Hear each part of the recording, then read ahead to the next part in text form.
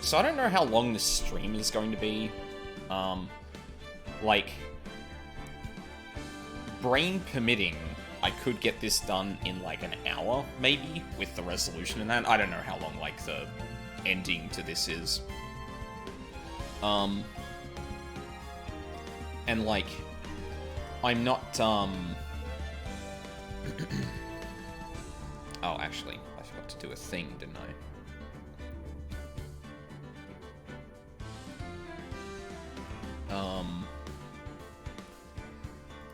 Because when I wrapped up the stream last weekend, I was very much in a place where I had no fucking clue who the murderer could have been.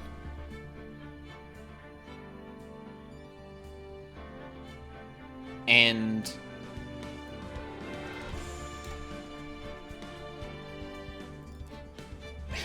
so this is like, this is one of the advantages of having someone I follow. This is the advantage of someone else playing this game at the same time as me, and I'm watching them, because I realize things on the second watch that I don't the first time. And this has happened before in, like, 14, where, like, you know, I'll have started a second character going through the story again, and I'll be like, oh, actually, I picked up on this thing that I didn't last time. That sure is a thing. And it kind of, like, I do miss things sometimes, or I do tend to miss things a lot, because, like, the first experience I kind of get caught up in the experience and not necessarily, like, keeping my head in the same place it would be if I was watching it for the second time, if that makes sense. I mean, on one hand, it's just like you have a different perspective on it when you're looking through it the second time. All that to say, I didn't have any idea who the murderer could be. However, I am now more suspicious of one particular person. So, Godot was not present at the first trial. Claims he had something more important to do. Phoenix wasn't the one defend in the chairing the defense. So it kind of makes sense to, like, oh, okay, he doesn't care. Fair. Then I realized that it's actually very important who could be found at the time, or who could be found before the bridge was repaired and not. And the first time we saw Godot was over on the island, and we did not see him beforehand. Which gives me a new perspective on his reaction to the lantern, right? Actually, I might get into the game just to show what I mean for this, because this actually relates to a piece of evidence. So, let's just get started. We're back in the courtroom. Oh, immediately back in the courtroom. Okay. Yes, before we proceed any further. So,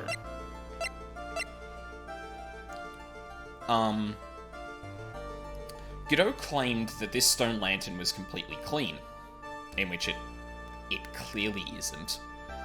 And I postulated at the time that, he's wearing a red visor. I would wager he can't actually see red on white. Because if you look through like a pane of glass or cellophane that is a color, and you have that same color on a piece of white paper, for example, you will not actually be able to distinguish it. So he didn't see that was there. And at the time I was like, oh, okay, yeah, he's frustrated because that's a big thing, to see blood on the fucking lantern, right? It's really silly to have missed that, and obviously it impacts the case somewhat, because now he has to rethink what he thinks about it. But if he was missing up until the bridge was repaired, maybe he saw this before anyone else did, and didn't realize what it meant at the time, because he literally couldn't see a detail on the lantern. I am very suspicious of Godot now. But anyway, I imagine we'll get to that. And I guess just as a quick aside, depending on how quickly this goes, I might just play some 14 afterward. Depends on how it goes. I'm not gonna start VLR. I'm not gonna start 999 early. I want to do that tomorrow because I want at least like tonight to kind of prepare for making sure the game streams correctly and shit like that. So yeah. Yeah, I don't know what I'm gonna do if this is too short, but might be 14. We might raid Charles because he is playing 14. So yeah, either way. Anyway, we're about to finish this game, brain permitting. This has been a fucking wild ride, and I feel like it's only going to get more wild. So let's go. Now then, before we proceed any further, I'm going to announce the results of the test we had performed earlier. Tests? Yes, tests. On the bloody dagger that was found stuck in the pine tree. Oh, yeah. That. I totally forgot about it. That's the weapon that Maya Fey used when she fought with the victim. So what are the results? Was it the victim's blood, or...? Due to time constraints, a full test wasn't possible. However, there's one thing we can say with certainty. The blood that was on this dagger was not the victim's blood. Huh. That is all. Now then, let's restart this trial. So it wasn't Misty's blood on the dagger. And whose was it? Found stuck in a pine tree in Inner Temple Garden, the blood doesn't match the victim's.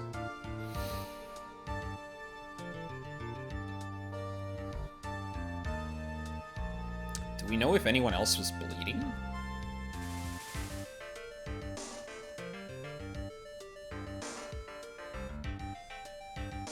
We know that someone stabbed Misty when Dahlia was being channeled and attacking Maya.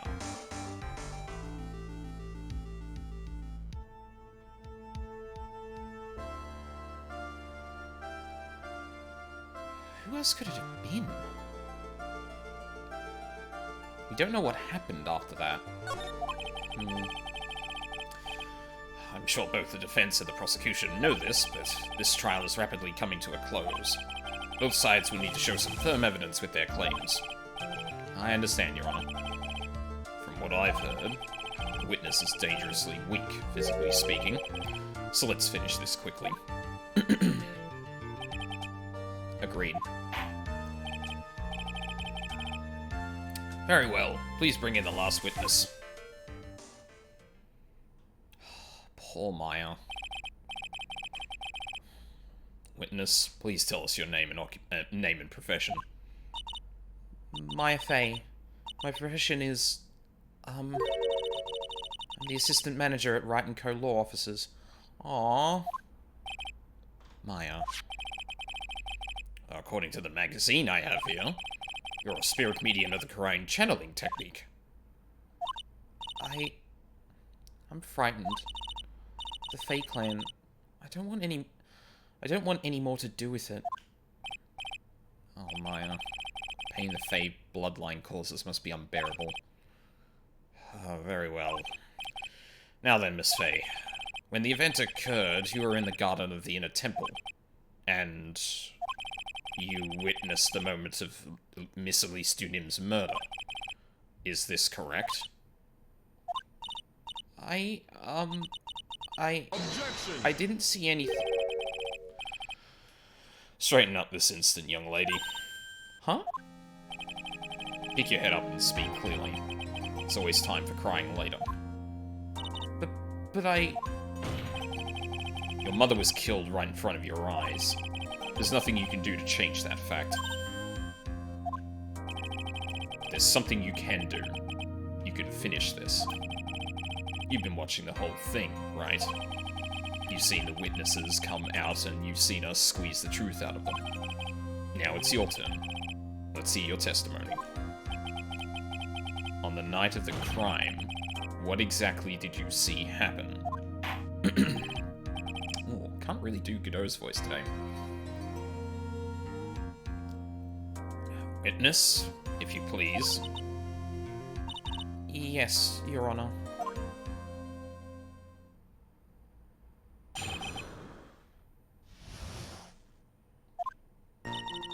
I was passing through the garden on the way to a spare prep room when it happened. Suddenly, someone struck me over the head. I stumbled and ended up against the stone lantern.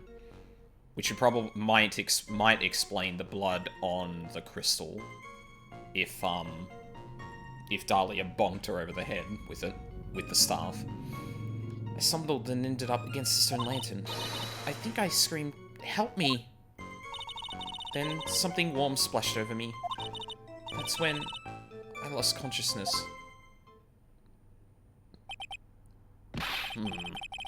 So you were struck on the head. I suppose it must have been this staff. Maya, the person who hit you, it was Dahlia Hawthorne, wasn't it? I'm sorry, Nick. I couldn't see. I don't know who it was. Maya, think hard. Sorry, Nick, but I really couldn't. Can't say it was an especially good night for young ladies to be walking around alone. Also, I think I only broached very, sort of stepped around the topic, at the time. But Mina basically, kind of confirmed my own thoughts on the matter with Godot, where, yeah, the reason Godot really holds Phoenix to account for both Maya and Mia's situations is because he is misogynist. He thinks that the man in a woman's life should be protecting them, and that's why he's so fucking pissed off at Phoenix. And, some of that makes sense in that a woman who is very close to him died, and that rage needs to go, and that, those emotions need to go somewhere. And some of it is probably to himself to some degree. I would very much imagine that despite the fact that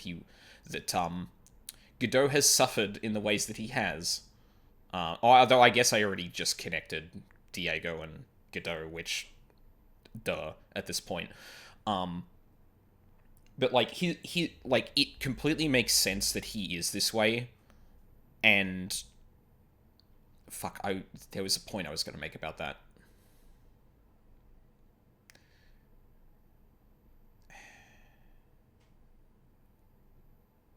No, I lost it. Fuck it. It seems it will be hard to determine the criminal through testimony alone. Very well then, Mr. Wright. Please begin your cross-examination. Maya, hang in there. She doesn't look well at all. Yeah, well, after Godot was shouting at her that your mother's dead,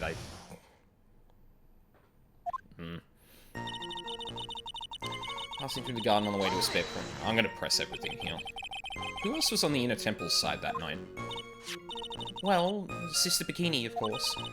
But I remember her saying that Iris would be coming later as well. On the day after the incident, Edgeworth met Bikini at Hazakura Temple. That means she couldn't be the criminal.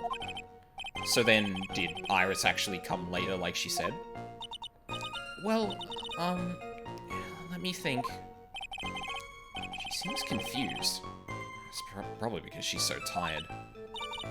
No, I'm sure I didn't see her. She must have come while I was preparing for the training. Okay. Suddenly someone struck me over the head. Who did it? Who hit you?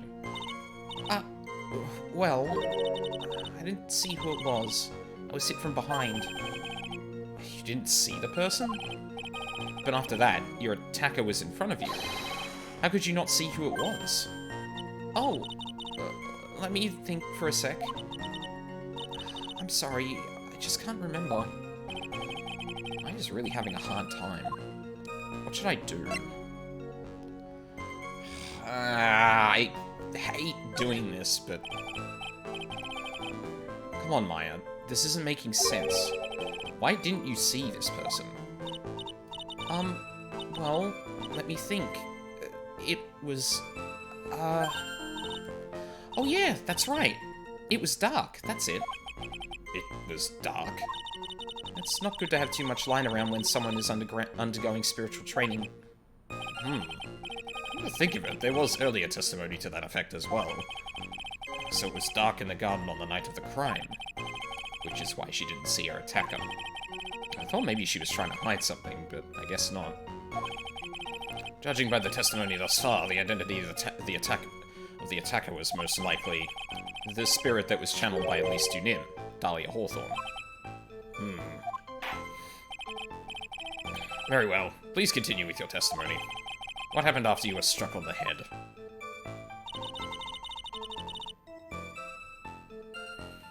I don't think we have evidence for this, but I thought when we examined the area around the lantern that the torches there were lit, but I guess there's nothing to suggest that they were lit at the time of the murder. But I wonder if that will come up again. Someone ended up against the stone lantern. What happened afterwards? My attacker was in front of me, blocking off my escape. I think. You think? After getting hit like that, I was in a state of panic. There were only two things rolling around in my head at the time. Well now, this is beginning to get interesting. So what were the two things rolling around in your mind? My name is Maya Fey. 1 + 1 = 2.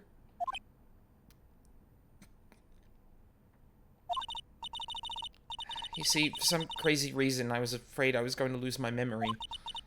I know it's odd, considering my life was in danger, but that's how it is. Or how it was. That's not odd at all. Your actions are understandable, given these circumstances. So, what did you do then? I think I screamed, "Help me."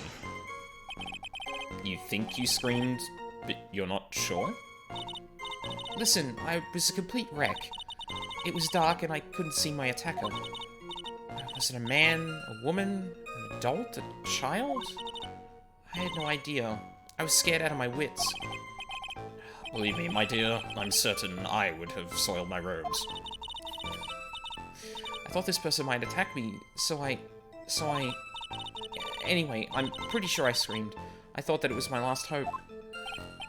Wow, sounds like poor little Maya really was out of her mind. I wonder what she meant by last hope. What do I do? Do I press it for more details? Wait a minute, Maya. What's this my last hope stuff? What? What do you mean by your last hope? No. That's what you said. You said my last hope. Huh? What? I said what?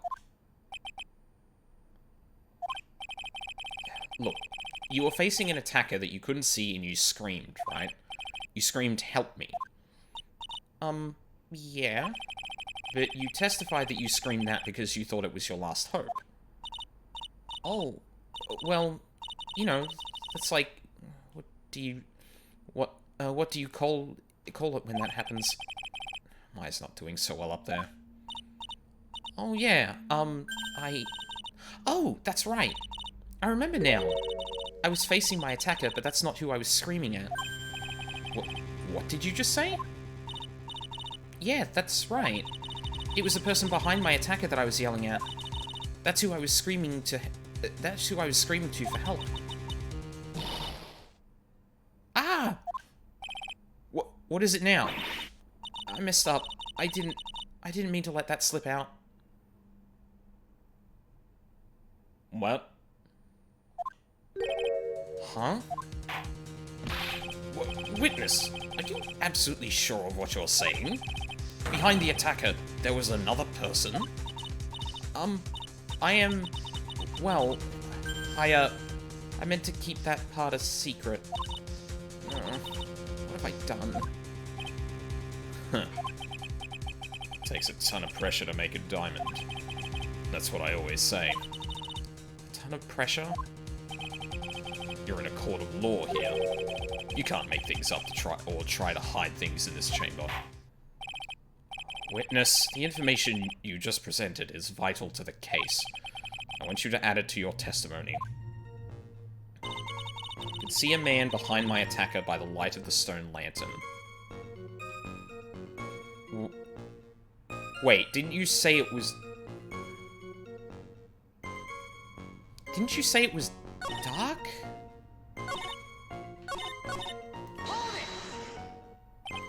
A man? Who is this man?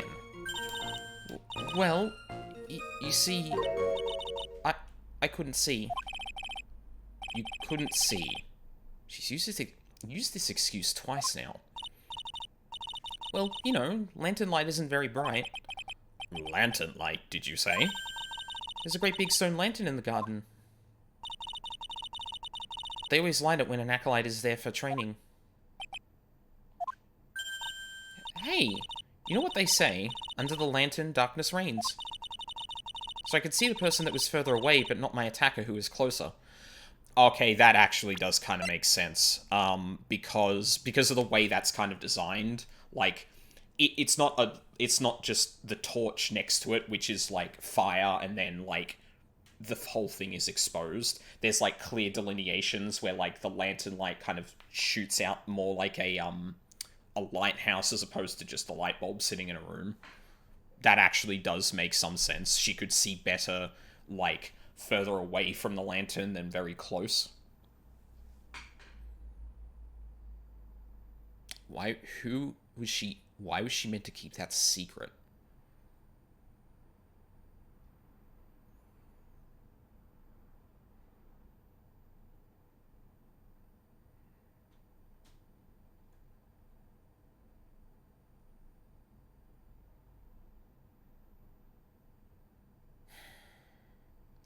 Did Mia...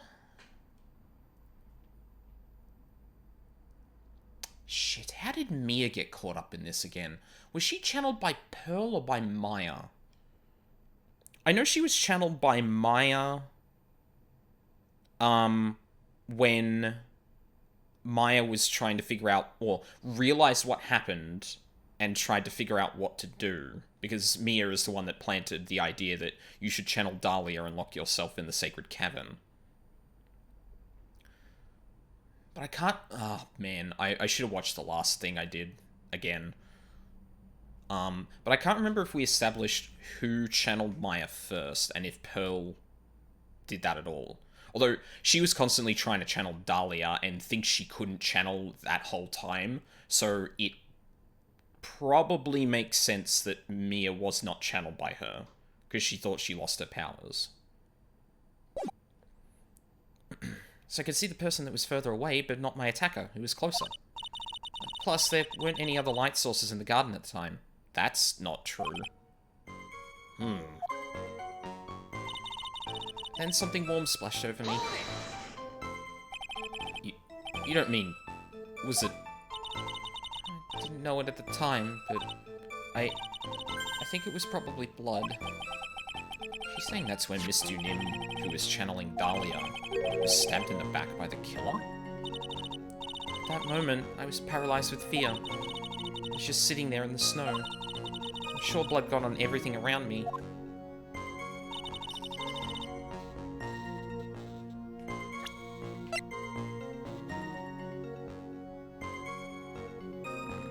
I guess we don't really have an indication of where Maya would have been against the lantern in that case.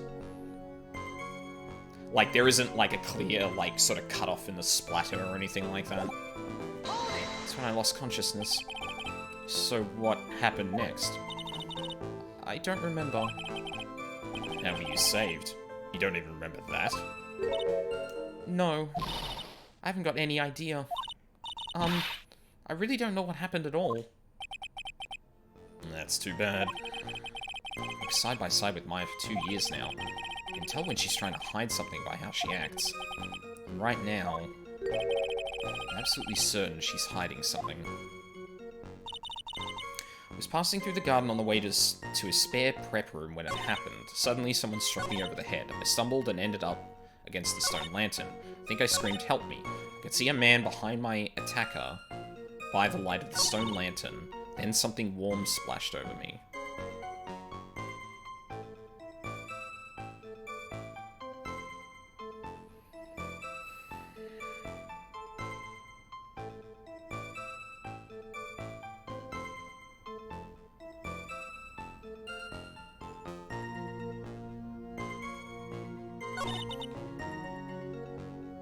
So, I think one of the important things here is that she specifically says a man.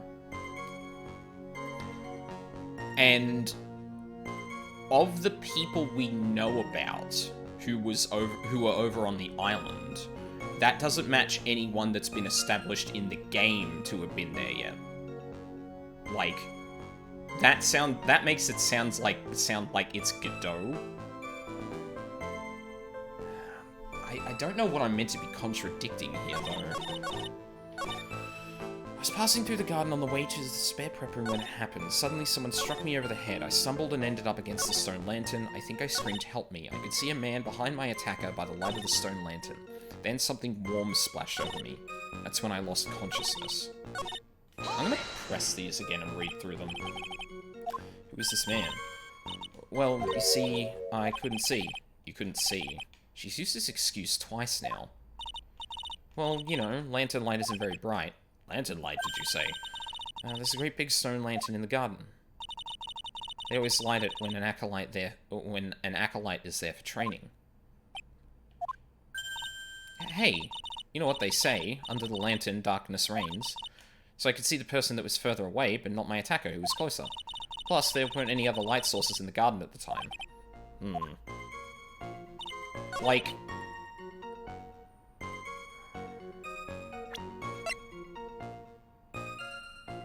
Oh no, it wasn't lit at the night of the crime. Which means that if she did see someone, there had to be another light source. Which means it would have been the torches that are not the stone lantern. I forgot that that was a detail of the stone lantern, I'm an idiot. So there was a man standing behind your attacker. Yeah. That man, he's the killer. He stabbed her from behind. He's the one who killed Elise Nim. Otherwise known as Misty Faye, your mother. Phoenix, what are you doing? The killer? Maya. You know who killed your mother, don't you? What is the meaning of this, Mr. Wright? To be frank, Your Honor, I think she is in shock and quite confused. That's why she hasn't noticed a huge problem with her testimony. Huh? What do you mean? What problem? Maya. On the night of the crime, that stone lantern was out of commission. Huh? What? It's true. There was no light anywhere in the garden that night. No! Maya, what are you doing? Order! Order in the court! Mr. Godot, explain this. Add the pureness of milk to the perfect clear darkness of coffee. Stir. That is the state of the witness's mind right now. A cup of cafe au lait. Oh, cafe au lait. Cafe au lait? Is that even legal? Judge, what the fuck? What does that mean? Mr. Trite's words are the milk and you are the spoon, Your Honor. I'm a spoon? I'm no spoony bard, I'll have you know. Wow, that's a fucking reference. You must have noticed it too, Trite. This witness's mental state is highly unstable right now. Are we really doing this again? Godot, you can't keep saying that, the witness doesn't actually remember things clearly as a defense for why she is wrong. That means that she is an unreliable witness. You fucking dick. It's not hard to understand why she would make a little mistake like that. That's not the fucking issue here, dumbass. Sorry, but that's not going to cut it. What did you say?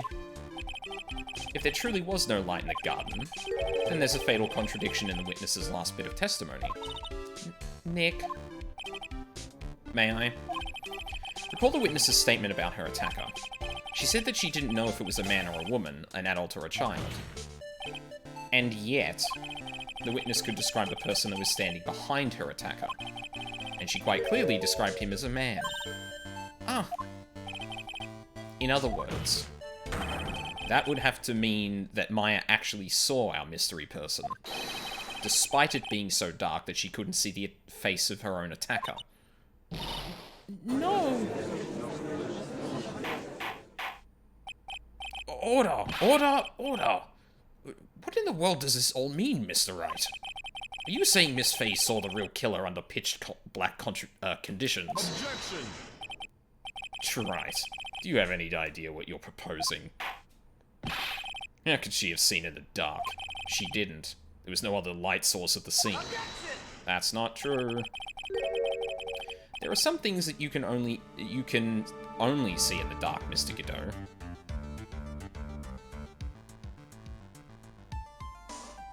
Oh my god, when the power went out in the courtroom, you could see Godot's visor.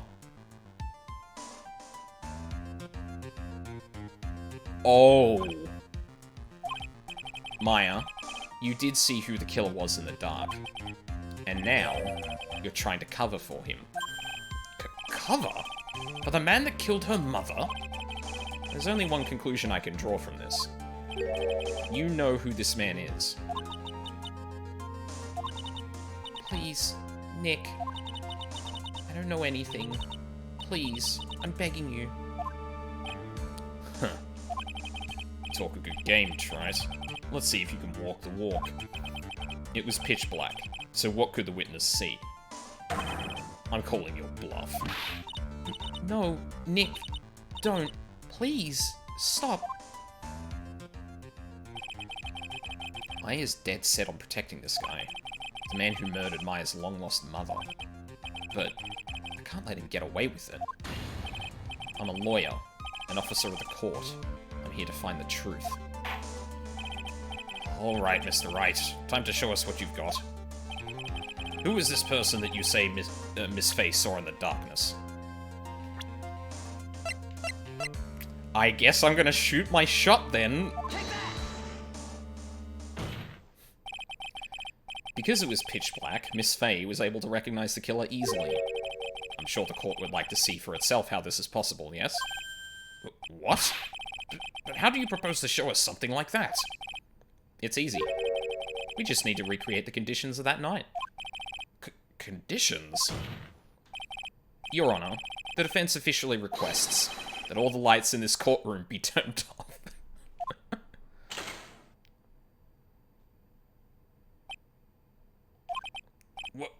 What? This is... But it can't be. Huh. That's a fucking amazing silhouette. That was a nice bit of deduction. Trite. Fuck. Well, everyone. This is the man Maya saw on the night of the murder. Order! Order! Order! Prosecutor Godot, what is the meaning of this? Surely you must be shocked to hear yourself accused of such a thing. Why aren't you denying it? Huh. Your Honor, you're asking the wrong person. What do you mean by that? If you've got a question, ask the witness. That's one of my rules. Well, Maya, how about it? What you saw that night? Was it 3 glowing red lights? Well, witness, answer the question. You're wrong. I never saw that. Maya. I thought the person that stabbed my mother was a man, for a totally different reason. What? Witness? Mr. Wright, what the... Stop your chattering, Your Honor. Chattering? If it's worth asking, ask the witness. That's one of my rules. Alright. Well then, let's continue with the testimony. Please tell us how you knew the killer was a man. Yes, Your Honor. I didn't realize it until after I woke up, but... The killer. When I came to, I was just lying there on the training hall floor. By the time I got back to the garden, the place had totally changed. The torches were lit, and the body was gone.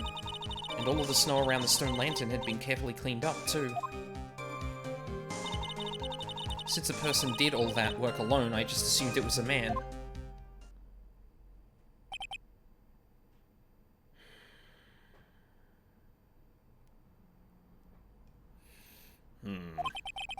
So it was after the crime took place that the witness came to think the killer was a man.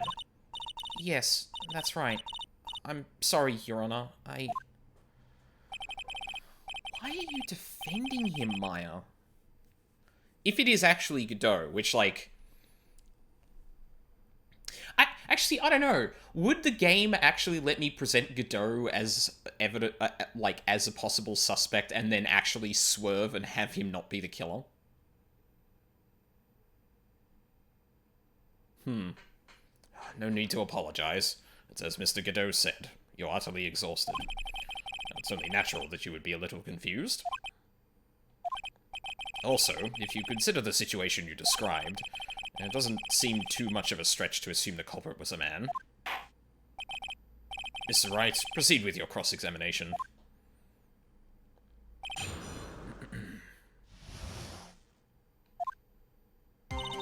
When I came to, I was just lying there on the training hall floor.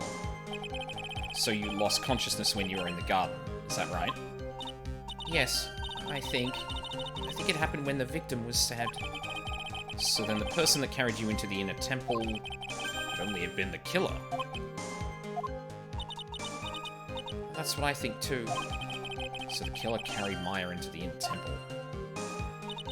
By the time I got back to the garden, the place had totally changed.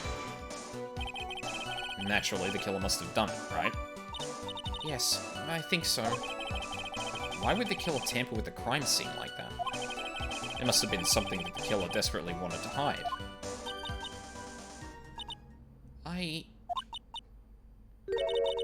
don't know. It looks like she doesn't have enough confidence. I think I need to gather some more information before I ask her again. Oh, interesting. The torches were lit and the body was gone. The torches were lit? Yes, that's how I noticed that the whole scene had changed. I'm gonna say it was the killer who lit the torches. I mean, who else could it be? And the killer probably lit them, since it'd be impossible to do any cover-up work in the dark. However, if that's true, there's one thing that still bothers me. Why did the killer go to the effort of moving the body? It's true. Hard to see how that would be of any advantage to the killer. The only one who would gain anything from that would be the only person that was at the inner temple, Maya. Very well. Let me hear some more about the condition of the crime scene. And all of the snow around the stone lantern had been carefully cleaned up too. So you're saying the killer cleaned up the snow? It did look really odd. Snow was removed in an unnatural-looking rectangular shape around the lantern. There are a lot of shovels around the inner temple, but they're all really heavy. Way too heavy for me to use. An odd fellow indeed, this killer. Why on earth would anyone want to take snow away? Well, there's one thing I can think of. Didn't you say that a lot of the victim's blood sprayed onto the snow? Yeah. The area I collapsed in ended up being splattered. In other words, the killer's purpose was to hide the bloody snow. I think that's the most reasonable explanation. Perhaps. However, there's something that's bothering me. If the killer just wanted to hide the snow with blood on it, there was no need to remove that amount. That's true. Could have scooped up just the snow that was stained with blood. Looks like there are some mysteries behind this issue. But I think this will help explain them. Since the person did all that work alone, I just assumed it was a man. So, you're saying that you never saw the killer, right? Yes. But earlier you very clearly stated that you saw a man behind your attacker. Nick, I'm sorry. The killer certainly went through a lot of trouble. Moving the body by pendulum, manipulating the crime scene. For what purpose? Why do all that? Maybe Maya knows more than she's letting on. I came to... I think it was it this statement that... Naturally, the killer must have done it, right? Which statement was it that had the whole, I should collect some more info before I move on? I think so. Why would the killer tamper with the crime scene like that? It must have been something that the killer desperately wanted to hide. The truth is, when I saw the crime scene, I felt something. You did? Yes. I felt like the killer was hiding the evidence for me. For my sake. What? Hiding it for you? Everyone knew that I was the only one at the inner temple that night. If Sister Bikini had come back and looked at the garden... She may have thought that you had done it. No, she definitely would have thought so. And you're saying that's why the killer cleaned up the crime scene to make it look like nothing had happened? Yes, I'm sure of it. Okay, so if Godot... Okay, if we're running with the idea that Godot was the person who cleaned up the crime scene, that would also explain why he was so frustrated about the lantern, because he didn't see the obvious fucking blood stain, and which ended up implicating that was the area of the murder. Damn. Yes, I'm sure of it. Well, that's certainly an important piece of information. I want you to add that to your testimony. Yes, Your Honor. Which also implicates Godot, because if someone had cleaned up the crime scene, of course they would clean up the fucking lantern. But Godot couldn't see that. And that's the only explanation for why that's still there. Oh, fuck me. I think it was for my sake that the killer cleaned up the evidence of what had happened. Yeah. The body of Elise Union was carried all the way to Hazakura Temple's courtyard. Then, at the garden, the real scene of the crime, the snow that we suspect was covered in blood was scooped up and removed. It's reasonable to believe all this was done in an attempt to hide the true crime scene. He also couldn't have been able to see the blood in the snow, because again, it's red on white. So what he probably did was he just scooped all the way around the lantern to make sure he got it all. That's why it wasn't just a very specific piece. Now, to be fair, there is another advantage to that. It makes it look like... it does make it look more like, it was more of a routine thing around the lantern, or that, like, some of the heat around the lantern would have got to that. Like, there are other things that kind of indicate that, but the fact that it was all the way around the lantern was probably specifically because, again, Godot couldn't see where the blood was dropped, so he... Yeah, fuck. Okay. Oh my god. It's reasonable to believe all this was done in an attempt to hide the true crime scene. However, there's still one matter that seems somewhat odd. Oh? And what would that be? You must have figured it out by now, Mr. Godot. It's the message written in blood on the lantern. It was written very clearly on the white stone lantern. Maya. Ah. If the killer was so motivated to protect Maya from suspicion, then why didn't they wipe the writing off the lantern? Ah, you're right. Order, order, order. But, Mr. Wright, isn't it a fact that the killer was trying to cover up the crime scene? Indeed, But it doesn't make much sense to move the body and remove the bloody snow, then not wipe off the most incriminating thing of all, the bloody writing. Did we establish who... I think Dahlia said that she drew the blood on there, right? I forget how that went. But if that's the case, do you have an explanation for the killer's mysterious behavior? Why would this killer move the body and remove all that snow, but then leave the bloody writing on the lantern? He couldn't see it. I don't know what the killer's plan was, but it's a fact that the killer left the writing on the lantern. There must be a reason for it. Well then, Mr. Wright, let's hear your opinion. Why did the killer leave the message written in blood on the lantern? The killer didn't notice it. Prosecutor Godot, earlier in this trial, you gave me some good advice. Once you eliminate the impossible, whatever remains must be the truth. Maybe you're not as dumb as I thought. The real killer wanted to disguise the fact that a crime had occurred there. If that's the case, they wouldn't have left the bloody writing on the stone lantern on purpose.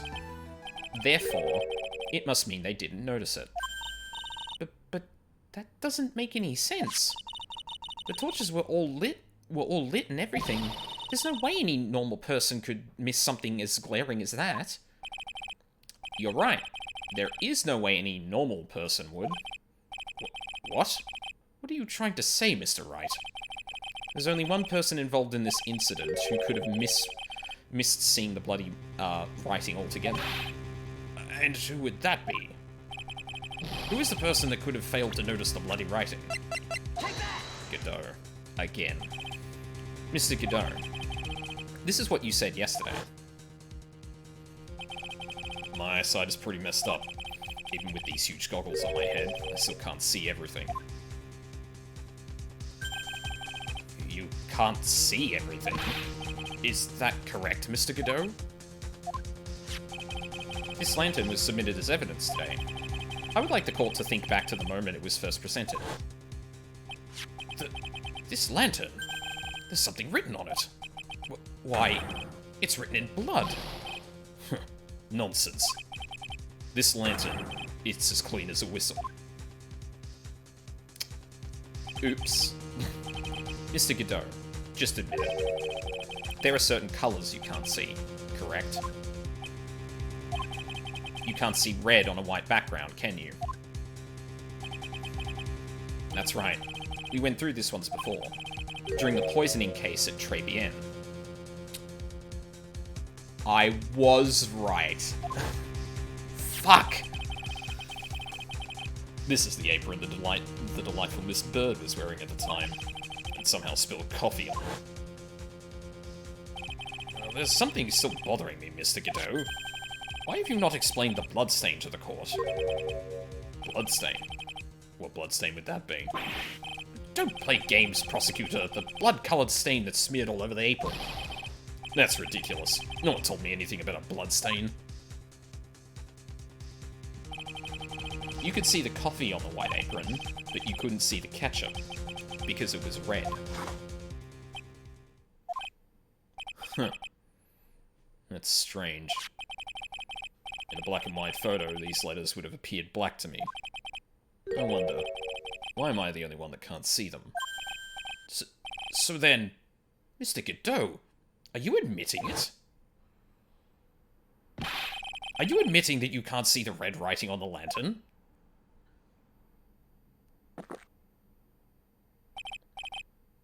Hey, Gramps, didn't you know? That's the reason I don't drink red tea. Okay, Godot. Wasn't sure about it until now, but I just can't believe it. Prosecutor Godot is the murderer. But there's no going back now. I've finally figured out the truth.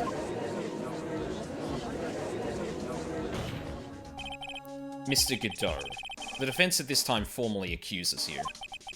You are the murderer of Miss Elise Dunim, also known as Miss Misty Fane. It's hard to believe this may be true. However, once again, Mr. Wright has brought up a disquieting fact about you. Just make sure you don't fill out the indictment in red ink, Gramps. Come on. How does a little graffiti make me into the killer? Besides, it's not like it's my name that's written there. I'm certain that the killer wasn't able to see the color red. This is rich. Do go on, Trite. The answer is right there at the crime scene. In the snow. Oh, fuck. He couldn't see the charm either. Oh, god damn it. Right. Yeah. Oh my god. No, it was Godot. Holy shit. The snow? How so? Well, for example, why did the killer move all that snow? Your Honor, you said it yourself. If he wanted to hide the bloody snow, why not take out just that area? Yes. Why didn't he take just that area? Oh, could it be? Yes, the killer couldn't see the red blood that had seeped into the snow, and so he had to remove all of the snow. He couldn't be sure of where the blood had landed, so he removed the whole area. Objection! Isn't it more likely that the killer couldn't see the blood because it was dark? Not a chance. The torches were all lit. He would have been able to see just fine. It seems that once again this trial has taken an unexpected turn, to say the least. Can you explain this, Mr. Godot? Is that Maya? Oh, god damn it. Wait just a minute. Maya? What is it, witness? Mr. Godot isn't the killer. After all, he didn't even come to the inner temple until 2 days after the murder took place. He didn't show up until after that old bridge got fixed up. Objection! Maya. Huh? You can't testify to something like that. Why? What do you mean? I may not look like it, but I'm... After the murder happened, you didn't even exist. She didn't... I'm afraid I don't follow. You senile old man. We established this just a little while ago. After the murder, this witness was unconscious for a long time.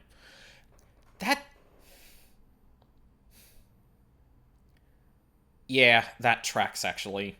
Like, Godot is trying to stop Maya from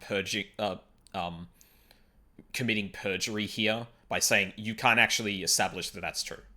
Like, Maya, don't do that. You have absolutely no idea whether that's actually true or not. Do not do that.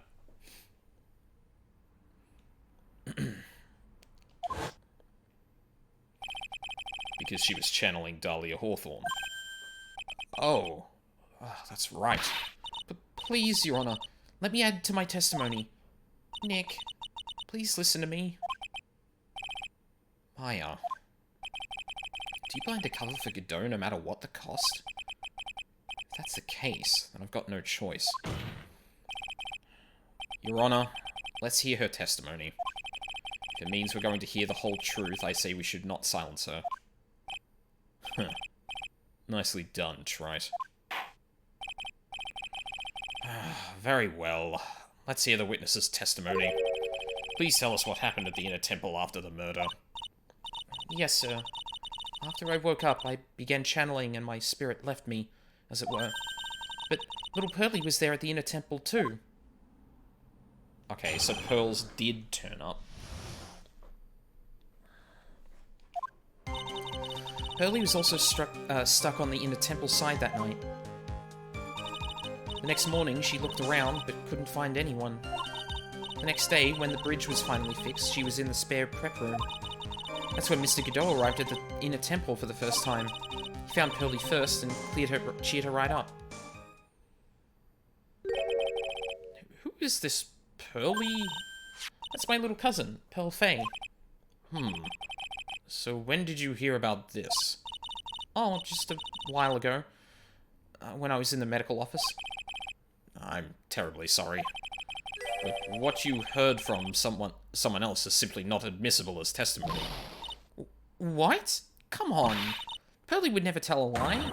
She's a way more honest person than I'll ever be. Real smart, Maya. You always know the best things to say when you're under oath. The prosecution has no objection. We believe the witness. Mr. Godot? Let's just move on to the cross-examination, if the defense has no objections. This is highly unusual, but... Well, Mr. Wright... Let's get this cross-examination started.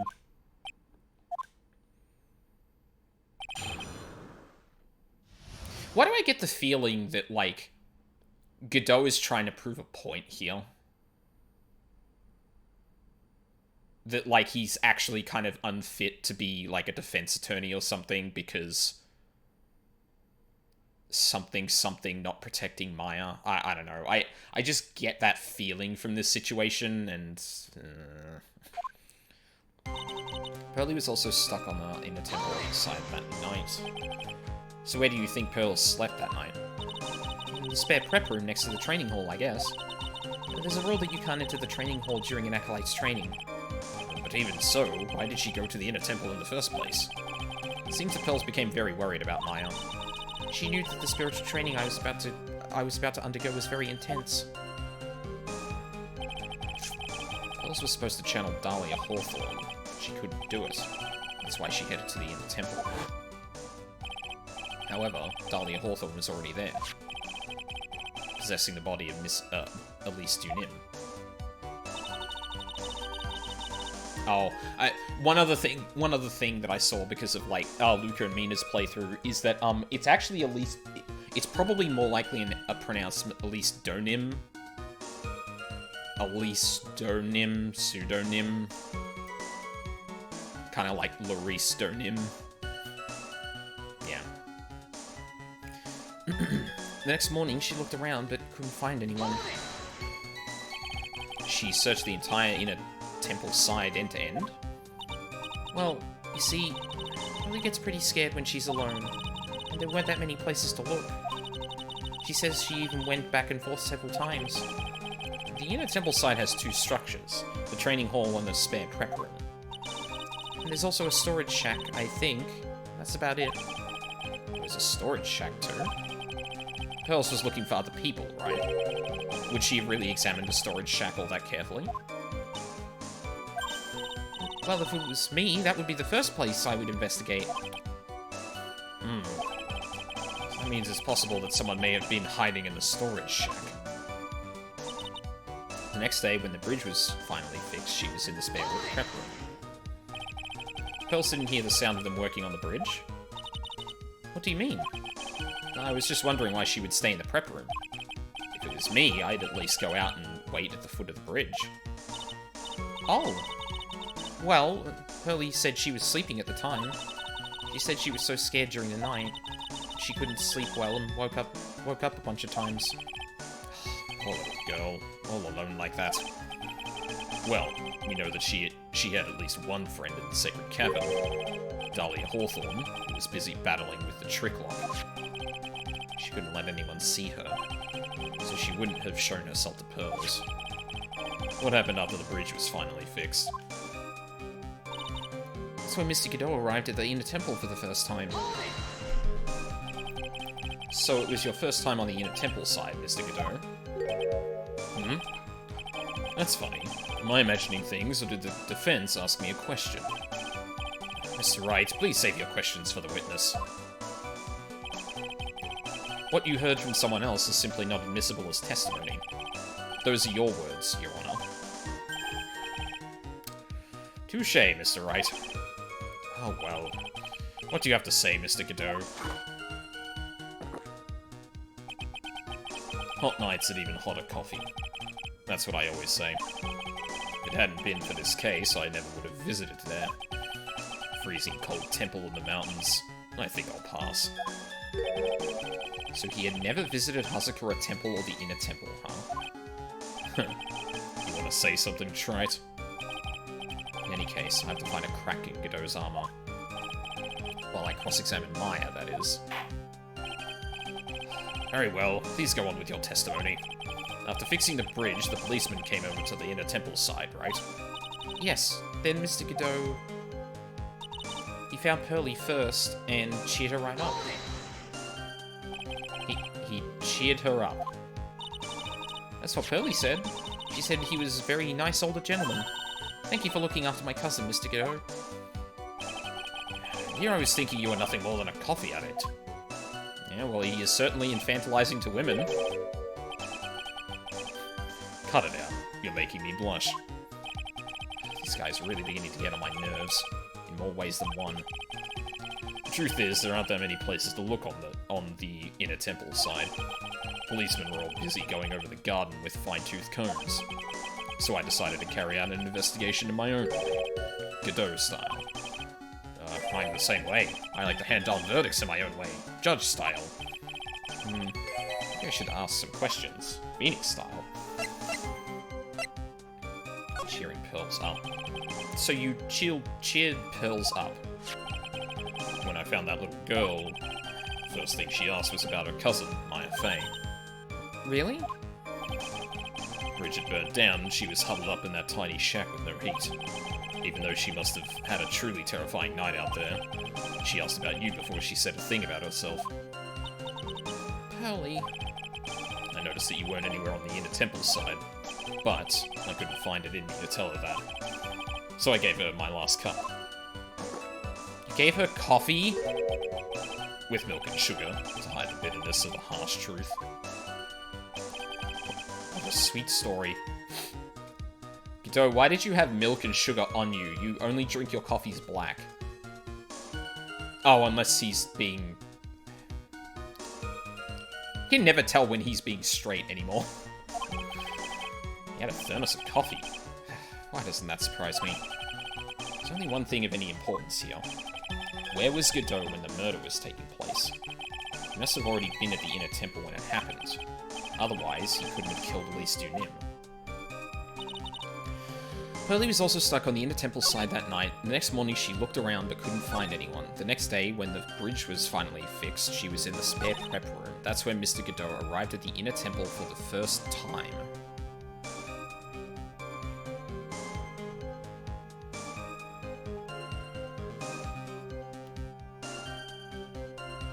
When we crossed the bridge, the first person we ran into was Pearls. Outside, in the outside area. She was, like, really upset, too.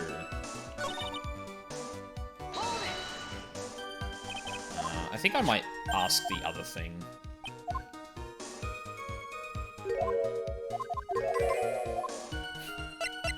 Godot's investigation. You said that you conducted an investigation of your own. Did you find anything? Looks like my investigation went about as well as yours, trite. After all, I did miss the bloody writing on the lantern. Well, I did miss it, so speak for yourself, Goggles. The only odd thing I discovered was the beauty in the training hall. But beauty? Misty Fey, naturally. Clad in her stunning Japanese garb, surrounded by the hue and aroma of Western tastes. Western tastes? Could he find a stranger way to describe gravy? So from there you headed for the How do you know... No. How do you know that's what the poster was? Wait a sec.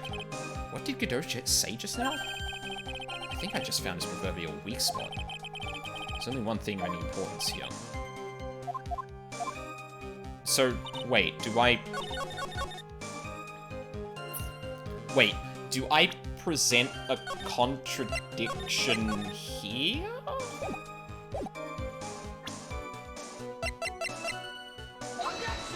No. Fudge. It's clearly faulty, Your Honor. Oh, no, cheered up. That was probably the wrong thing to... That was probably the wrong, statement to... There we go. Okay. Mr. Godot. The first time you crossed Dusky Bridge and went into the Inner Temple was long before the murder took place. Why do you say that? Because he just made one fatal slip-up. The hanging scroll in the training hall. Hanging scroll? But Mr. Godot is right. That scroll shows a picture of my mother. Maya, I know you know who it is, but there's something you didn't know. By the time the bridge had been repaired, 2 days after the murder, the hanging scroll in the training hall looked like this. What's that wonderfully delicious smell? The morning after the crime, someone covered it with gravy. Gravy? But why gravy, Nick? Because gravy was much more than a condiment to the culprit. Well, Mr. Godot, if you really hadn't seen the hanging scroll until after the murder, you wouldn't have had any way of knowing that it was Misty Fey. Well, wait a minute, Nick. Yes? Take another look at the hanging scroll. Look at the top. There's a crest there. Ah, that. It's the mark of the master, correct? Exactly. So if you know the meaning of the mark, then you could guess that it was a picture of Misty Fey on there. True. But Mr. Godot never described what was underneath like this. Clad in her stunning Japanese garb, surrounded by the hue and aroma of Western tastes. Oh. Yes, it's possible that he knew what the crest meant. However, he couldn't have known that she was wearing Japanese clothing. Mr. Godot, on the day of the murder, you were hiding at the inner temple long before the crime took place.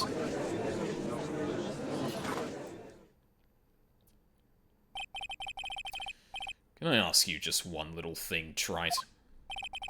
What is it? This whole theory of yours. It all rests on a certain assumption. That I knew beforehand that a crime was going to be committed. Which is actually possible. Because, Pearl did show this to, Misty. We know that. But Pearl specifically testified, or specifically told us that the letter had been opened once before. Before she opened it.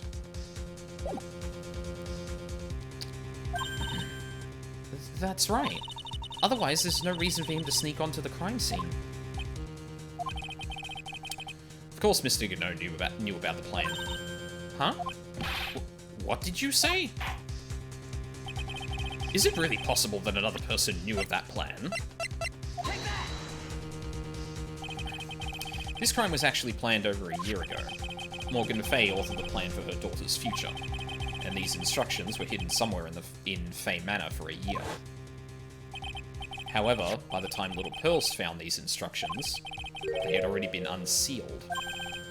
Unsealed? Yes. The killer had read these instructions long before Pearls ever found them. That's how he knew the crime was to take place at the Inner Temple. And you still insist this crafty killer is me? You bet I do.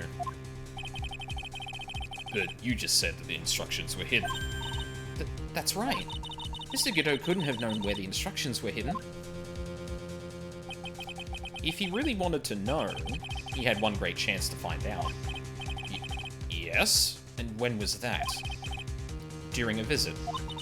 A visit? Morgan Fay told her daughter, Pearl, about where the instructions were hidden. During one of her visits to the detention center. That would be the only time for someone to have learned where they were hidden. Eavesdropping on a visit at the detention center? Yes, it could be arranged if you were someone with easy access in and out of there. Like, for example, a prosecutor, such as Mr. Godot.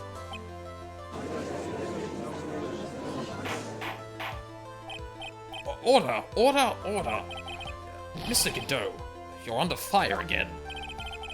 This murder could not have been carried out without prior knowledge.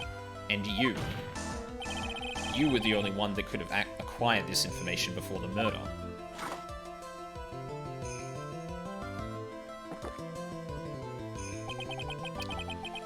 Humans are afraid of the dark. And yet, at the same time, we're fascinated and bewitched by it. Maybe that's why humans drink the darkness that is coffee.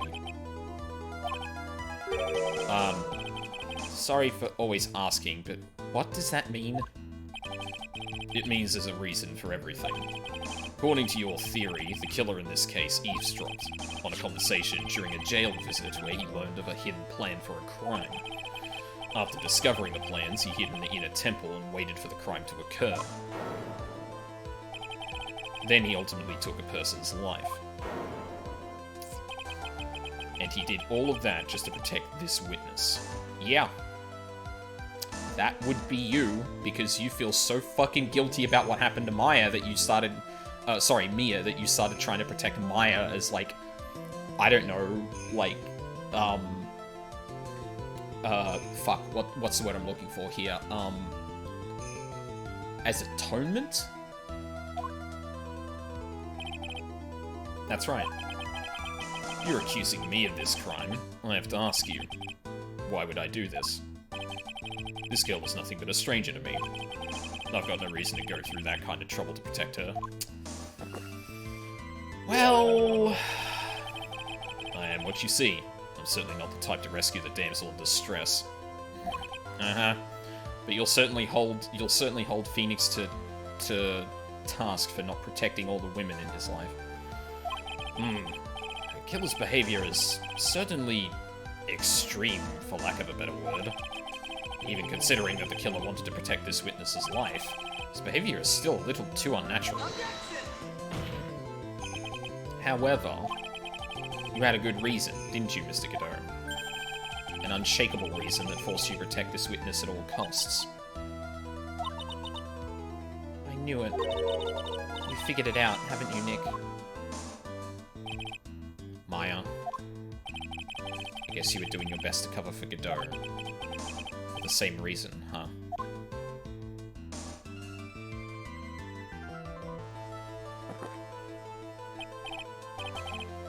Okay, Tride. I'm all ears. Let's hear it. It's very simple. Maya Fey is a lot more than just a stranger to you. What's this? There's one person who lies at the very center of this whole story.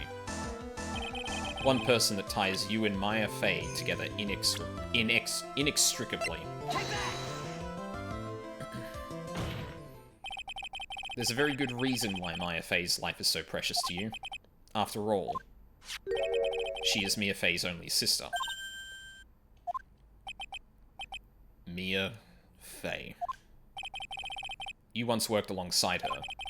That was when you were a defense attorney. Wait a second here. Mr. Godot is a defense attorney? With your honor's piercing intellect, you must have figured it out by now. The real name of this man who calls himself Godot.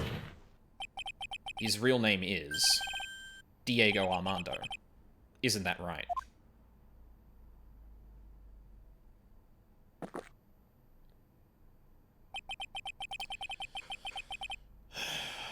The last time someone called me by that name was over 6 years ago. Diego Armando? That name rings a bell. It should, Your Honor. All of this is related to a single case. A case in which a convict named Terry Falls killed himself. Mia Fey's first time in court, the tragic outcome left a deep wound in her heart. She knew that behind it all was a heartless, scheming demoness in disguise. But in the end, Mia couldn't tear off that disguise. However, there was one man who reached out to help her. Diego Armando, a senior defense attorney at the office where Mia worked. It's my fault. It's all my fault that Mr. Falls killed himself. Mia, you can't cry yet.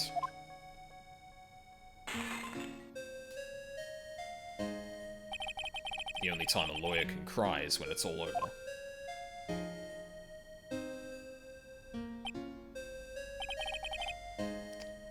I was moved by her. The way she put all her faith in her clients, that pure sweetheart of hers. That's why I could never forgive Dahlia Hawthorne. Mia and I thoroughly investigated that fake kidnapping incident. Then one fateful day, Dahlia wanted to meet with me. It had been 6 months since the trial. We met in the courthouse cafeteria. Ah, I just remembered. 6 years ago, right in this courthouse, you were poisoned. Even I didn't see it coming. Dahlia Hawthorne slipped some poison into my coffee. Some newspapers at the time called it a murder, but very little information about that case. The case was released to the press. But you weren't dead at all. No official reports ever actually called it a murder. I was just in a deep, deep coma. I see. My body shut down, and my life became nothing but a long, deep sleep. That woman's poison did a real number on my central nervous system. I lost my sight, and all my hair turned white due to the damage it caused. That's terrible. Apparently, it was a miracle that I even ever regained consciousness. Also something that I never really talked about until now, because I was kind of waiting for a moment like this that got touched on when I was watching Luca play this, is this case is a fucking bummer. Like, this is another one of those cases where it's like, it's not Luke Atme who's literal mustache twirling, I want to get away with murder. This is just like, this man lost the closest woman to him, found out about a possible plot to murder her only sister, and the thing he presumably did was go, like, far and beyond to even committing murder to make sure that Maya was not harmed by this. Because he's, like, guilty, like, it might be guilt, but, yeah, this isn't one of those cases where we get to all just be like, good, and I feel really great about putting away that murderer. It's like, at the end of this case, it's just not like this. Only not like this. 5 years had passed since I drank that poison brew. God damn. Then, one morning, my eyes flew open from the smell of a doctor's cup of coffee.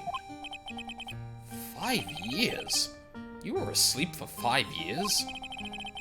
The worst possible news was waiting for me. Mia Fey was dead. From the very moment I opened my eyes, I had already lost everything I thought I had.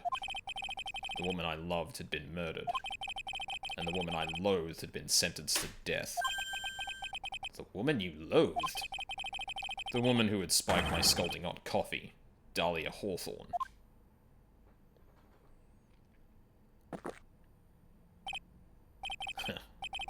Good old Mia. She didn't let me down. She got her revenge before she checked out. In the end, there wasn't anyone waiting for me when I woke up. That's so sad.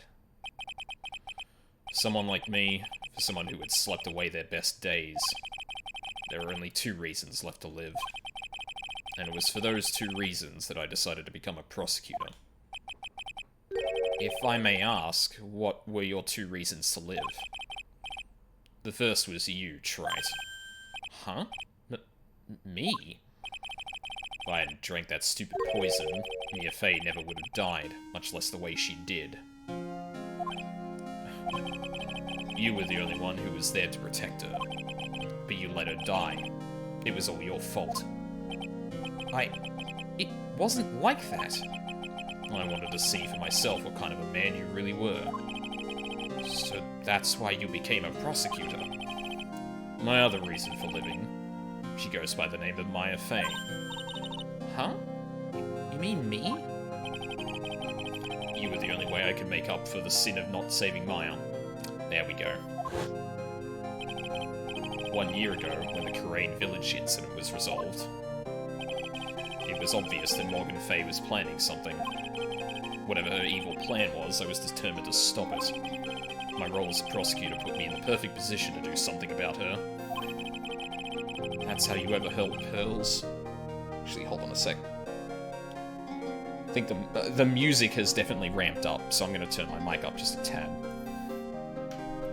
That's how you ever heard Pearls' visit with Morgan at the detention center. I knew the time was drawing near.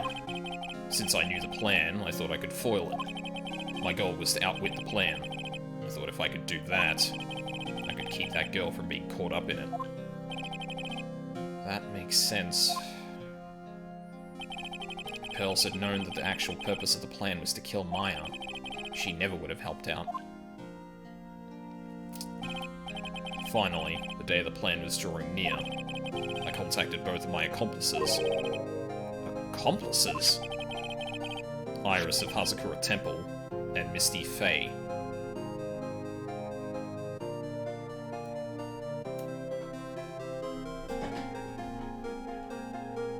Oh my god.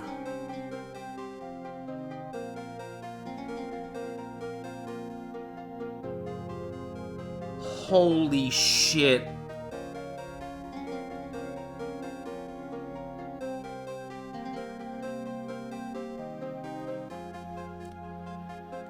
This case is sure a bummer. Holy fuck. I especially needed the help of Iris. She was to take the fall in my backup plan in case we couldn't control Pearl Faye. But how did you contact my mother? She had been missing for almost 20 years. Officially, yes. What? What do you mean officially? You've heard about it, haven't you? About the strong ties between the main family and the government. Now that you mention it, Bikini did say something to that effect. She said that the Master of Kurain had great authority. Even without her official position, Misty Faye still wielded great influence. The police have been keeping an eye on her movements all this time. That's how I was able to contact her. Again, because of my position as a prosecutor. So my mother was cooperating with you? Don't ever forget. No matter how far away from you she was, she never stopped thinking about you. She was always... That's why I knew she would do anything to protect you. If you want to know how strong her resolve to protect you was, look at her staff. Her staff? The one with the sword in it? The day the plan was to be carried out arrived soon enough. We met for the first time at Hazakura Temple. That's when your mother showed me her special staff. I realized then just how far she was willing to go. She was ready to use that sword to protect you from Morgan Faye if necessary. Yes, even if it meant paying the ultimate price. Mother...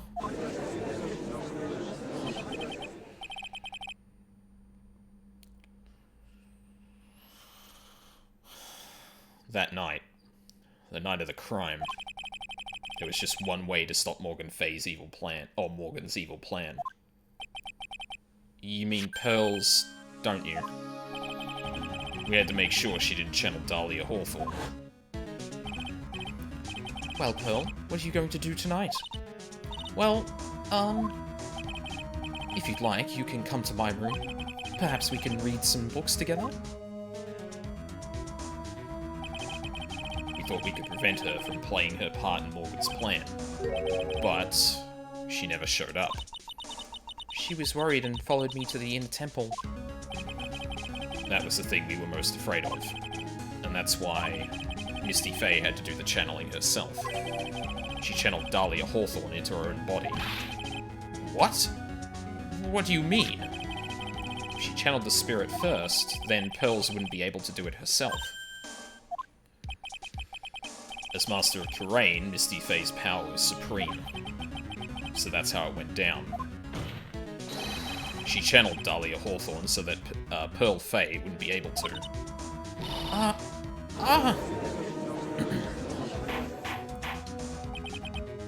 What? Is this true? My role in the plan was to make sure no one was going to hurt Maya Faye. That's why I hid myself at the inner temple. Just in case you needed to be safe from Dahlia Hawthorne. Godot. Anyway, that's all I'm going to admit to. Trite. Huh? There's no doubt about it. You're a great defense attorney. But you're gonna have to do the rest yourself. The background leading up to this incident has been laid bare, There's just one question remaining, Mr. Wright. Who killed the victim? There are only two possible suspects right now. Maya Fey, and I'm sad to say, you, Mr. Godot.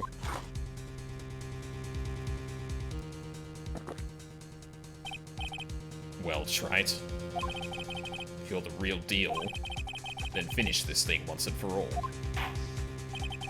Show us beyond a shadow of a doubt that you can finish this on your own. No, Nick, please don't. Maya.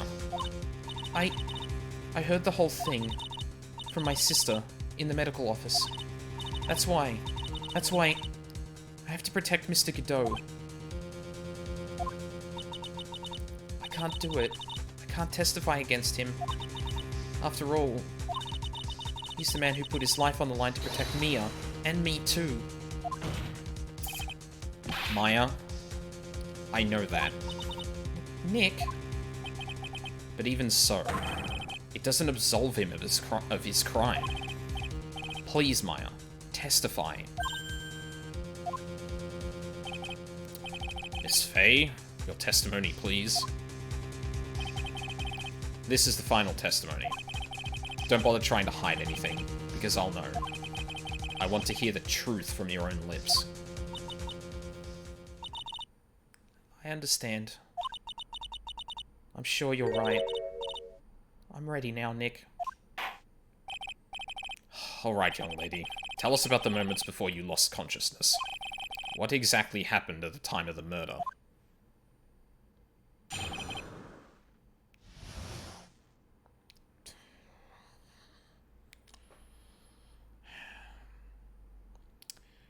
The title on the schedule for this stream is incorrect.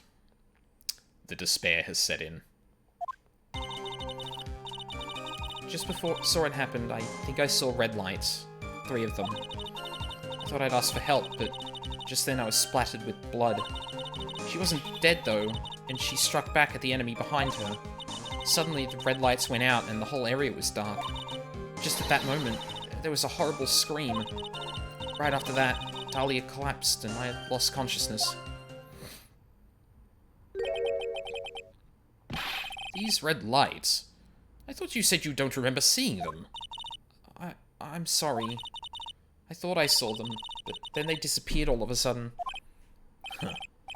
Things break, Trite. Even the best of theories.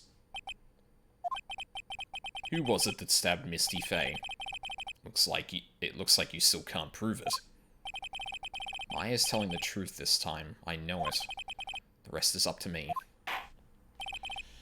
Well then, Mr. Wright, proceed with your final cross-examination of the witness.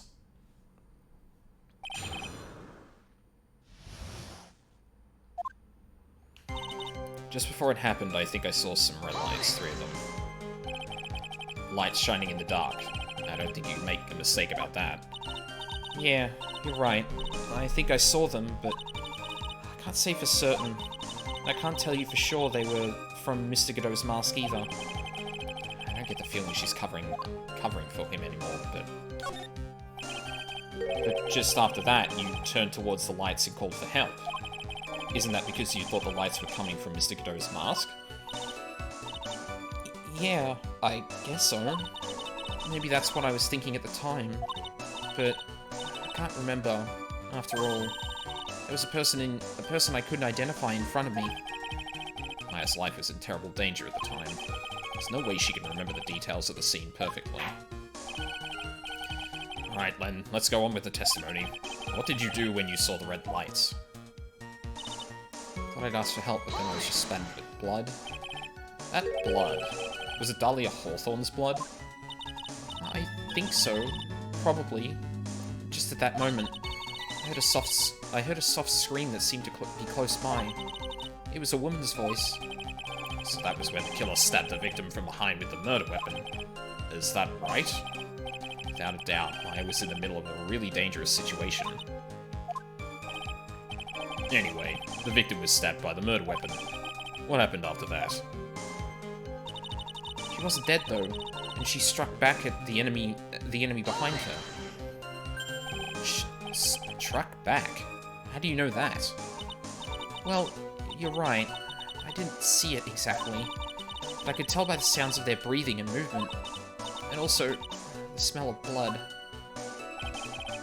You witness more horror than any young lady should ever have to in one lifetime. In one life. True. So then what did you do at that point? I couldn't move. I could just barely make out their shadows moving in the dark, but I had no idea what to do. Could you still see the red lights you mentioned earlier? Yes, I think so. But suddenly the red lights went out and the whole area was dark. They went out? Yes, suddenly I couldn't see them at all. What could it mean? The red lights were coming from Godot's mask, and they went out right in the middle of a fight. Maybe the mask was damaged? Or maybe it was knocked off. Or maybe the batteries ran out. Right. Or maybe those little red pinhead-looking lights just stopped working. What could really happen then?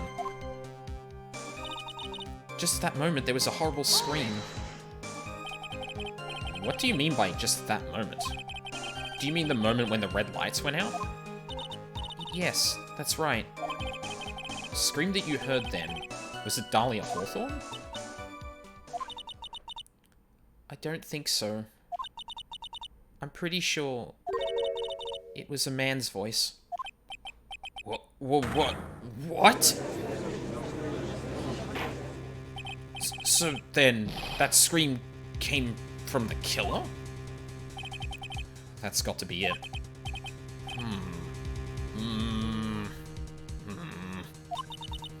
I think Dahlia Hawthorne must have taken the blade and attacked the killer with it. And then the killer let out a scream of pain, huh? After that, the killer stole the blade back and delivered the final blow, I guess. Well, Mr. Wright, seems to make sense to me. It sounds like a reasonable deduction, but I still kind of wonder.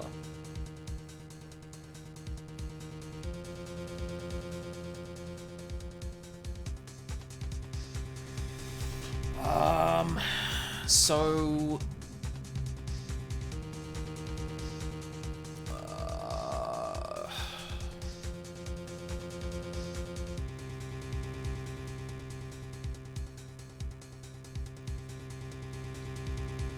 So the lights go out, and Godot screams.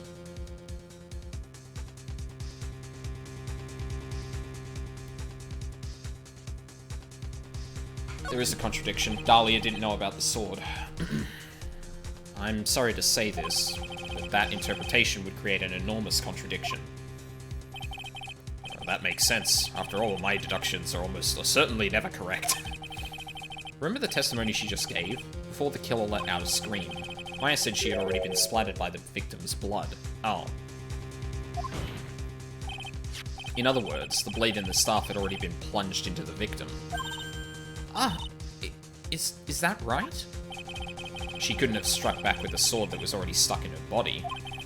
The weapon that caused the killer to let out a scream was the fucking knife.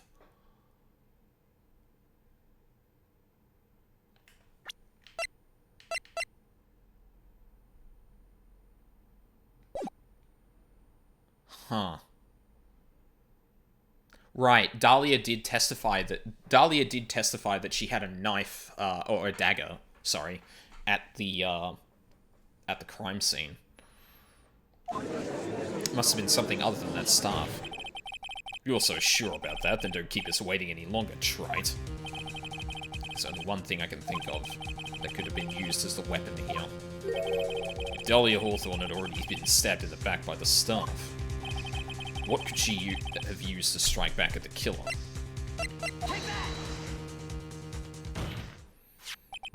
Naturally, the dagger the killer brought to the scene of the crime. Oh, that's right! I forgot about that. This dagger was found at the crime scene, stuck into a pine tree. Yes, the detective found that this morning and brought it to me. Dahlia Hawthorne struck back at the killer with this, and she managed to wound him as well. Objection! Just because he let out a scream doesn't mean that he was wounded. For all we know, the blood on the dagger could have been from the victim. We know it's not. Have you forgotten that the blood was already been tested? Since we learned it wasn't the victim's blood, it must be the killer's blood. The killer must have a wound somewhere on his body. So you're saying the blood on this dagger belongs to the killer? Exactly. A DNA analysis of the blood would prove beyond a shadow of a doubt. And yes, Mr. Godot, it would prove that it's your blood.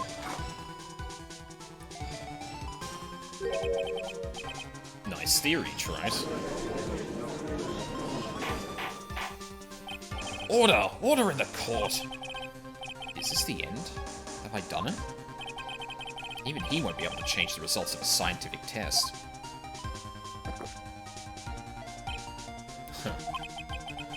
Let me ask you something, Trite. Let's just say that it turned out I was the killer. Do you really think I would be stupid enough to leave evidence like that? What? Just think for a second. This dagger was found this morning by a detective and brought to me. There was already blood on it, correct?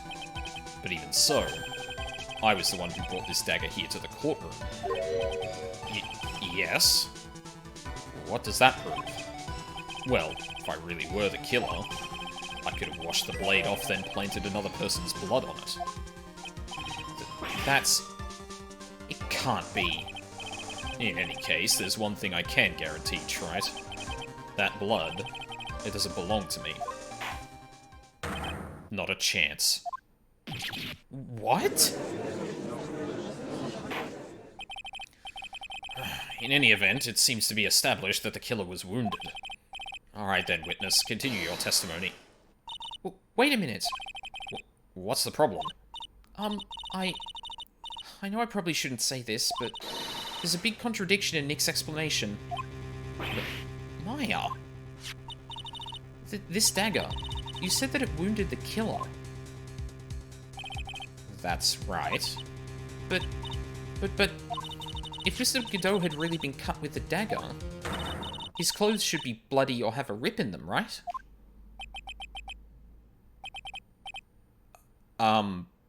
Maya? Maybe he changed his clothes? That'd solve the contradiction pretty easily. What are you talking about? It's not that simple. It's not that simple at all. Remember back to the day of the murder? Everyone that was on the inner temple side got trapped there. That's right. And once the bridge was fixed and the police headed for the inner temple, Mr. Godot was already there waiting for them.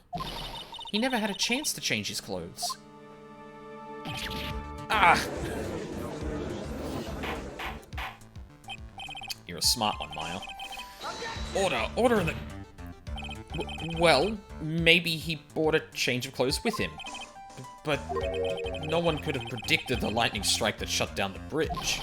Why would anyone have brought a change of clothes? Did the judge take smart pills during the last recess? Well then, maybe the killer took off his clothes before he committed the murder. That way he wouldn't get any blood on them. That's impossible, Trite. You know how cold it gets up there late at night. After a few minutes with no clothes on, you'd be frozen solid. Ah!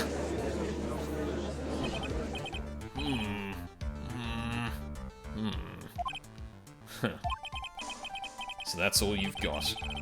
I knew you weren't tough enough to finish this. Right now, if Mia Fey were here, she would have closed the book on this case already. If Mia Fey were here? So come on, Trite. Can you do it or not?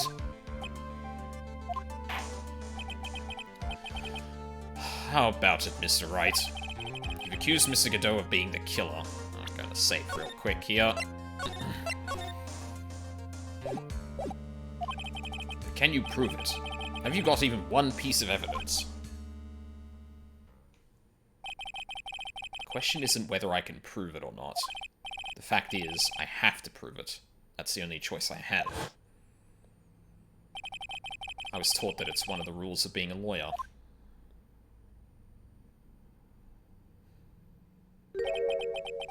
I can prove it. I'm going to bring your magnificent vengeance to fruition, just as you want. That's good. Fight it to the bitter end, right? Since there's just one piece of evidence that can prove your point, why don't we go for the unlimited penalty? Are you trying to pressure me, Mr. Godot? Because it doesn't matter to me.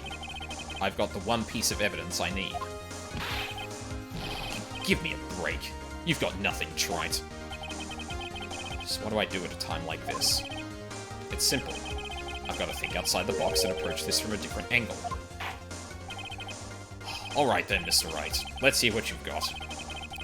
There's one thing I've demonstrated in the previous cross-examination. The killer was wounded.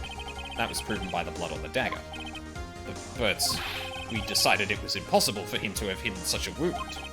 If he had been cut by a dagger, there should have been a bloodstain on his clothing. There's one place. One place the killer could have hidden his wound. What did you say? Hidden? This is it. My last stand. I need to think about this from a different angle. I don't need to think about why there were no bloodstains on his clothing. I need to show how he hid the wound. It's the end of the line. Final stop, trite. Let's see what you've got. Where's this location where you say the killer hid his wound?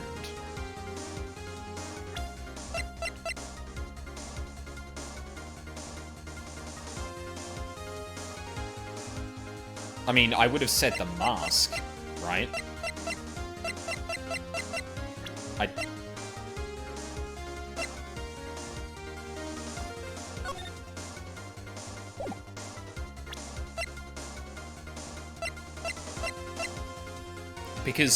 Because the lights turned off, right? So, and then there was a scream. Do I present Godot's profile here, though? Like, I don't know if that's actually enough to... Huh. I don't know what you're talking about. And frankly, I don't need to know. What I do know is that you'll never be half the lawyer she was. Isn't that right, trite? What was that just now? Mia?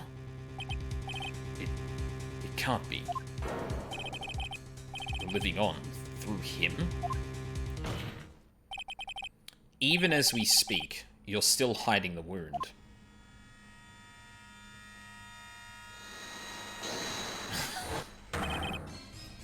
Mia's my stand, Godot.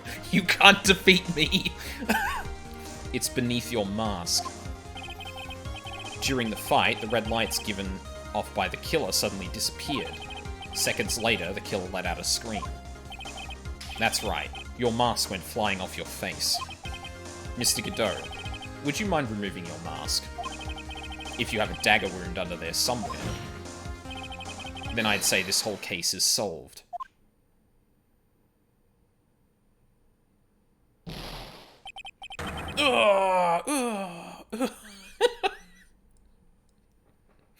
That was very fighting game last hit animation there.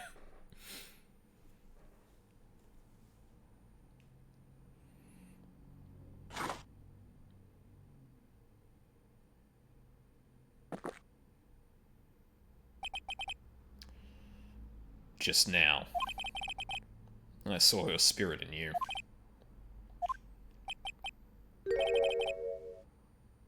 I never liked you. 6 years ago, you helped a woman who put me to sleep by hiding her bottle of poison. And then, while I was sleeping, you let Mia die. But you didn't care. You just kept living your pathetic, happy-go-lucky life. You even had the nerve to follow in her footsteps as a lawyer. I could never forgive you. That's what I thought. Mr. Godot. But I was wrong about you. I knew it from the very beginning. The truth is, the only person I could never find it in my heart to forgive was me. You? Yourself? I was the one that failed to protect Mia. Me and no one else. I tried to avert my eyes from the truth, to escape from the harshness of reality. I just couldn't face Mia's death head-on, so I ran. I hid behind the mask. I threw away my true name. I couldn't even deal with being a defense attorney anymore, so I quit. But you saved Maya. Yeah, that was my plan. Up until just now, anyway. What do you mean? Are you listening, Maya? If I had really wanted to save you, then there's one person that I should have gone and talked to right away. Who would that be? Are you talking about Nick? But I didn't do it. I tried to get the help of Iris and your mother, but I closed my eyes to the most important man involved. Do you know why? The real reason? No. Why? I suppose I wasn't really interested in saving you at all. Huh? I think I was just trying to salvage what's left of my own broken soul. I was trying to make up for the fact that I couldn't save Mia. Nothing more. That's why I let you walk it right into a situation that I knew was dangerous. Forgive me. You're wrong. You put your life on the line to save Maya. Was it really for Maya's sake? Even I'm not really sure. What do you mean by that? That night, in the darkness of the garden, when I saw her silhouette. Part of me must have known the truth. The truth that it wasn't really Dahlia Hawthorne standing there in front of me. Could have been Misty Faye, or even that little girl. But I still picked up the blade. It's like I was dreaming.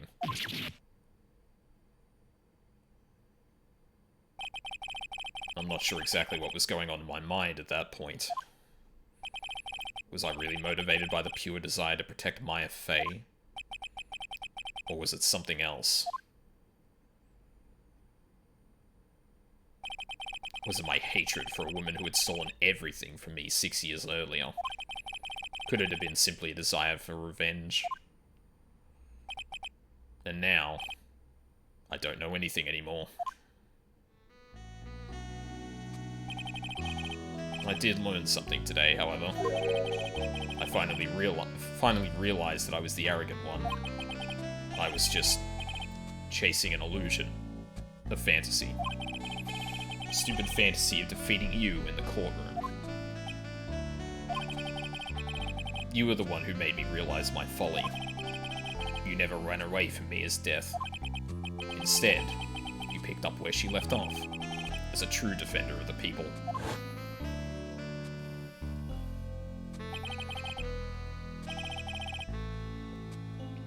In that one moment, I understood everything.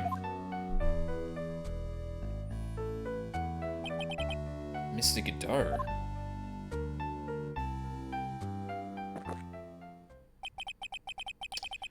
I think you already know this, but if you don't, my name is Diego Armando.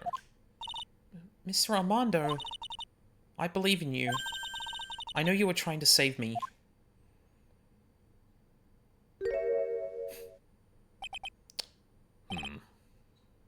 Thanks. Your wound. It's bleeding. Did you forget already? In my world, the color red doesn't exist. These must be my tears. Tears? Ever since I woke up from my coma, I think I've been waiting for this very moment. Mr. Armando... You do well to remember this, Maya. The only time a lawyer can cry is when it's all over.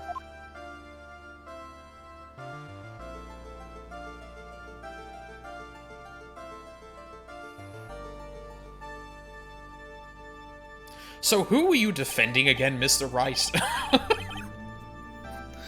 Jesus Christ. This time, it really is all over, isn't it? Defendant, Yes, Your Honor. although you weren't directly involved in the murder, tampering with the body in the crime scene is a serious offense in itself. I understand, Your Honor. Mr. Armando explained that to me very carefully.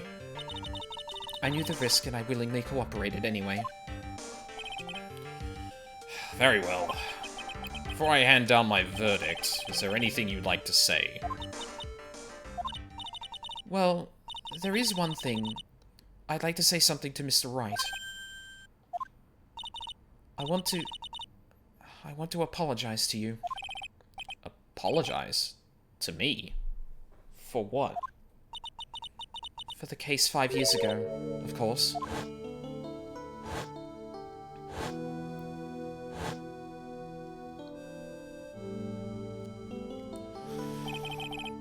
I just remembered. Weren't you poisoned by your own lover? Not exactly, but yeah, something like that. Even now, 5 years later, I can hardly believe it. She was going to do it. She was planning to kill me.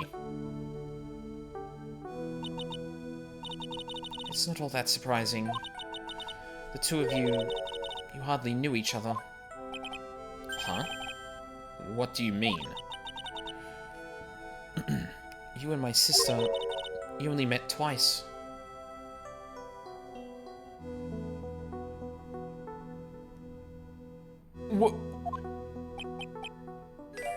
What? Huh? We only met twice? The first time you met her was on that fateful day. The day she poisoned Mr. Armando in the cafeteria of this very courthouse. The next time you met her was 8 months later. You met her again on the day that she stole your cold medicine. And Doug Swallow was killed. No way. It can't be true. I mean, during our whole relationship, we were...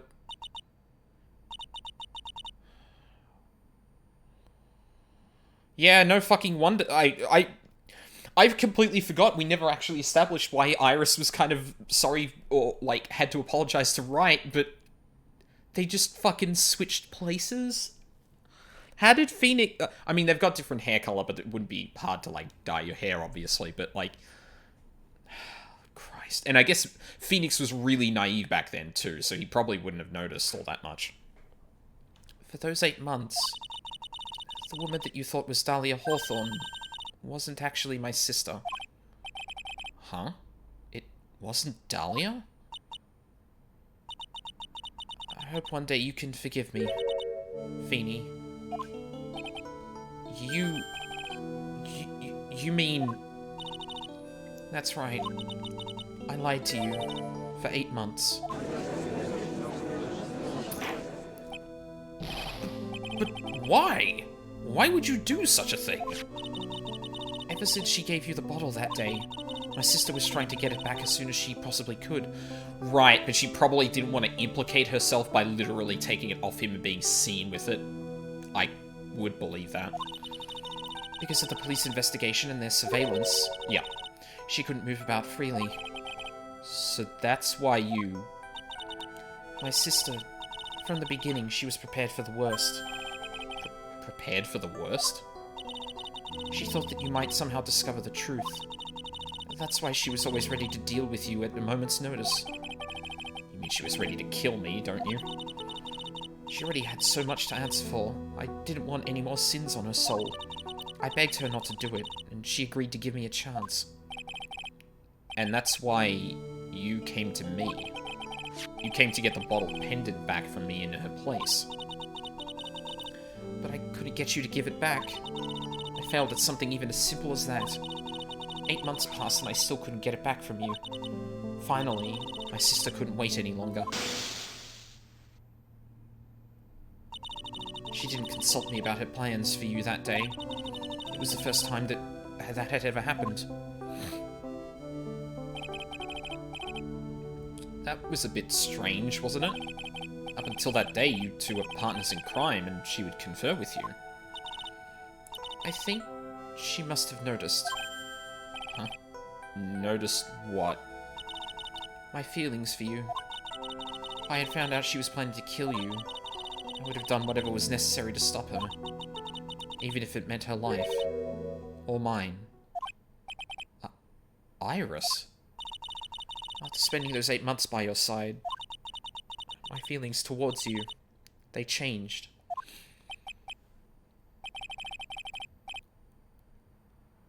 I have something to say to you too. Yes? You really are the person I always thought you were. Even after Dahlia Hawthorne was found guilty, I still believed in you.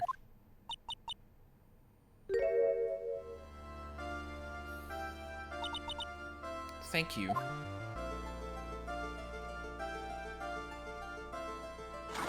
Oh, cleaned up the blood, did you, Godot? Oh, sorry, Armando. How many cups of darkness have I drunk over the years? Even I don't know. I'll tell you, though. Right now, this one here is the greatest cup I think I've ever had. Don't you think so? Phoenix Wright. Oh my god!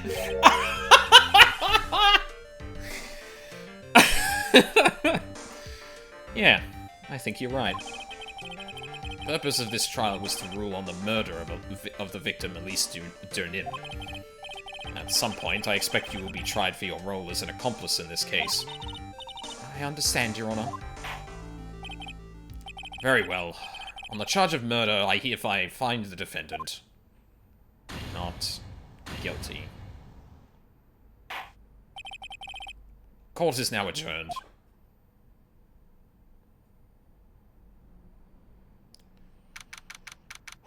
I had seen that sprite before, and I actually wasn't sure whether it appeared in this game or not. Although now that I know a bit more about how the games like progress and what systems they were on, it could have only been in this game.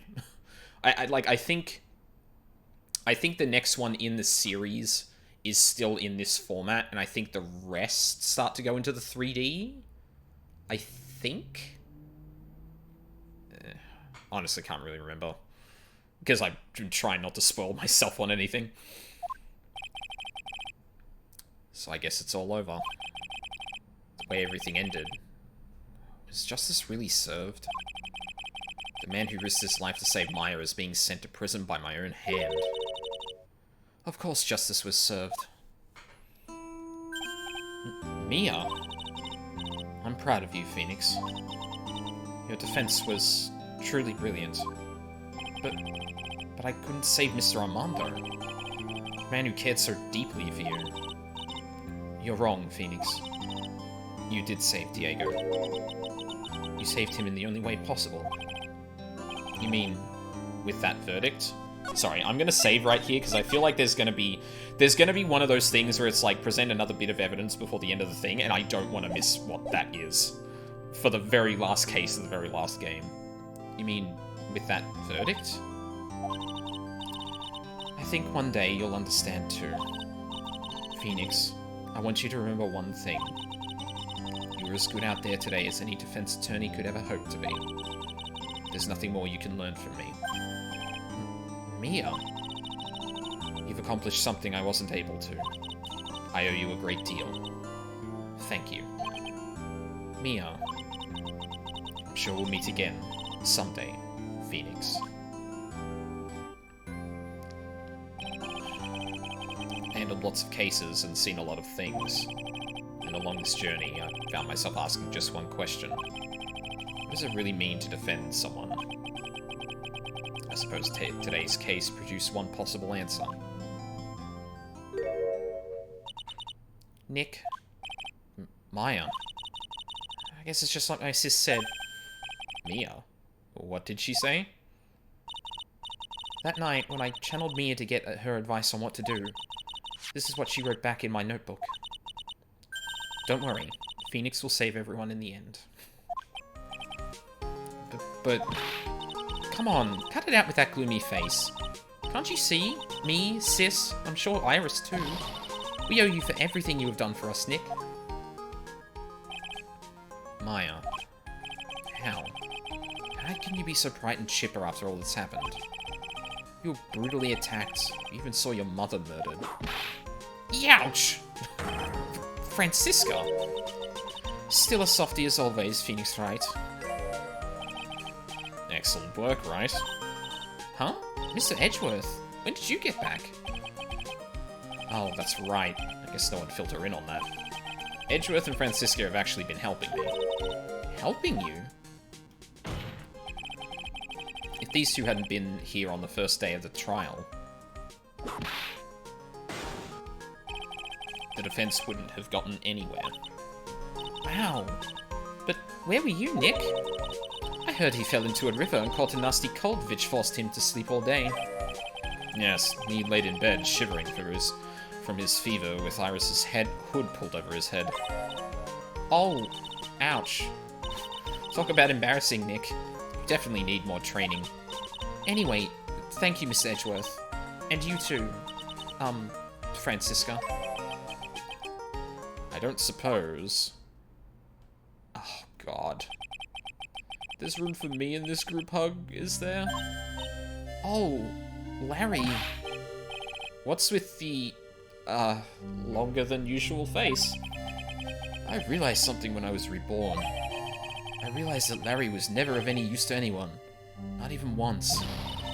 That's not true, right, Nick? What? You're asking me? Well, Nick, is it true? I got a place in this world, right? Huh? Oh, yeah, of course. I knew it. Everyone would be better off if I were gone for good. No. Oh yeah. Those portraits you painted, they were really good. Isn't that right, Edgeworth? What? Me? Why are you making that face? Huh, Edgy? Oh, well, yes, indeed. I certainly can't say that they lack resemblance. Do you really mean it? What about you, Francie? Did I draw you well too? What? My beauty can't possibly be captured by a mere crayon. Did he? Oh no, Larry! You're carrying a fucking painter's thing! Why are you using crayons?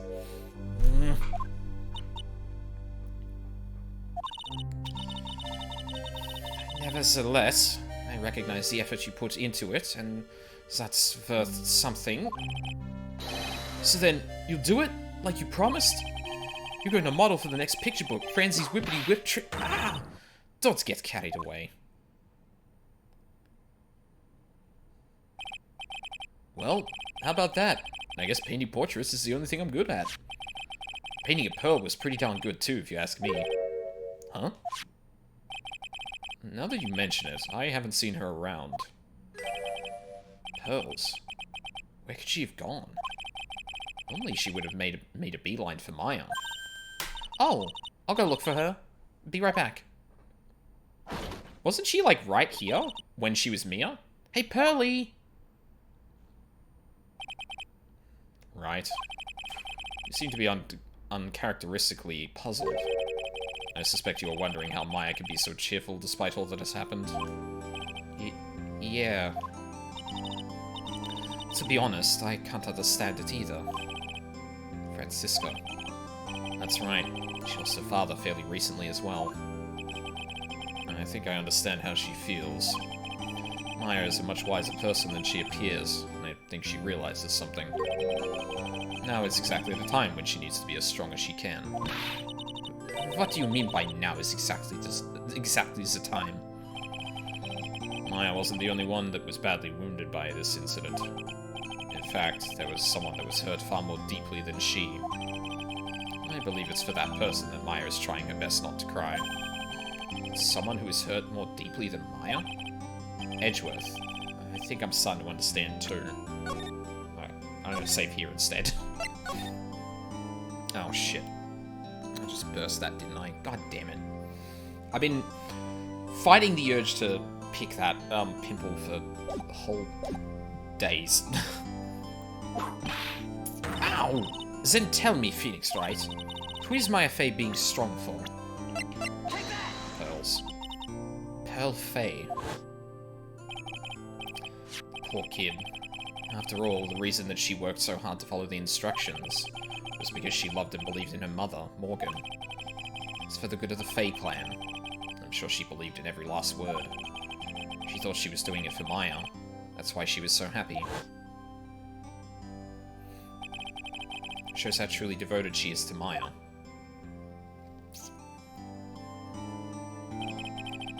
But it's a cruel irony that it was her exuberance that led to this tragedy. Maya Fey's mother was killed, and Maya herself was put into the deepest peril imaginable. And that's exactly why Maya is putting on a brave face. She's doing it for Pearls' sake, until she can see her smile again. Oh hey! So this is where you all were. Wow, looks like we've got quite the bunch here. Yow! What was that for, sir? Sorry about that, Scruffy. My VIP just seems to have a mind of its own. What's up, Detective Gumshoe? Oh, you know, this and that. Anyways, congrats on your win. Let's go out tonight, pal. Dinner's on me. My salary's just sort of kind of gone down by a teeny weeny bit, but it's alright. I made reservations at a first-class French restaurant tonight. Ah! Pretty good work, Scruffy. That VIP was your reward. Detective Gumshoe, you said a first-class French restaurant. You don't mean... Très bien. Where else? Oh, you dummy. I knew it. We're doomed. Come on, let's go, everyone. Can't keep Maggie waiting, pal. Hey, you, crybaby. You're invited too. Oh. Forget about me. Pearl and I will be at the loser's shack eating potatoes. Stop it, Larry. You know, Maya's taking an awfully long time to get back. She's still out looking for pearls. Uh-oh. Oh, Maya. What's wrong? Nick, what do I do? Pearlie, I can't find her anywhere. Huh? I'll bet she went back home. That's all. I thought so too, so I called the village. But no one has heard from her. This has never happened before. As I figured, she's been badly hurt by this incident. She feels responsible for the tragedy that has befallen you, Maya. But none of this was her fault. What should I do? Detective Gumshoe. Yeah? What is it, pal? Could you guys go on ahead? But what about you? Maya and I will join you guys once we find pearls. Nick? Don't worry about us, Detective Gumshoe. We may be a little late, but we'll definitely be there. We have a lot of celebrating to do tonight, and I wouldn't miss it for the world. Yeah, but you're the... Ah! Very well, Phoenix Wright. We'll go on ahead. Don't keep us waiting, right? We won't. But where should we look? Where could Pearlie have gone? Let's go, Maya. There's only one place I can think of that pearls might have gone to.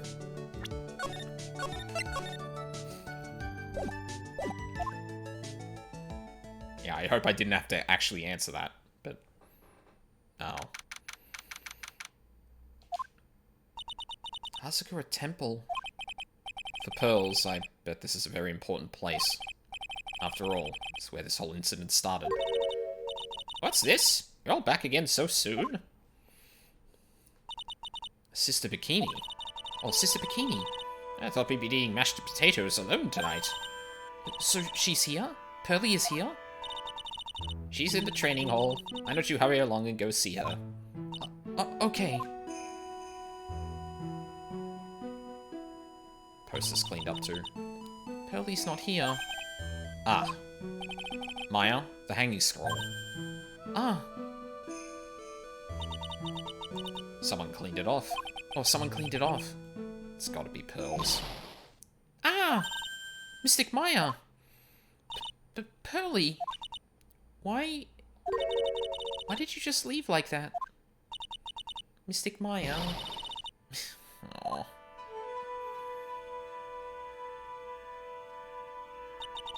I swore that I would never trouble the two of you ever again. Because it's not my fault that Mystic Maya's mother... That's why you came here?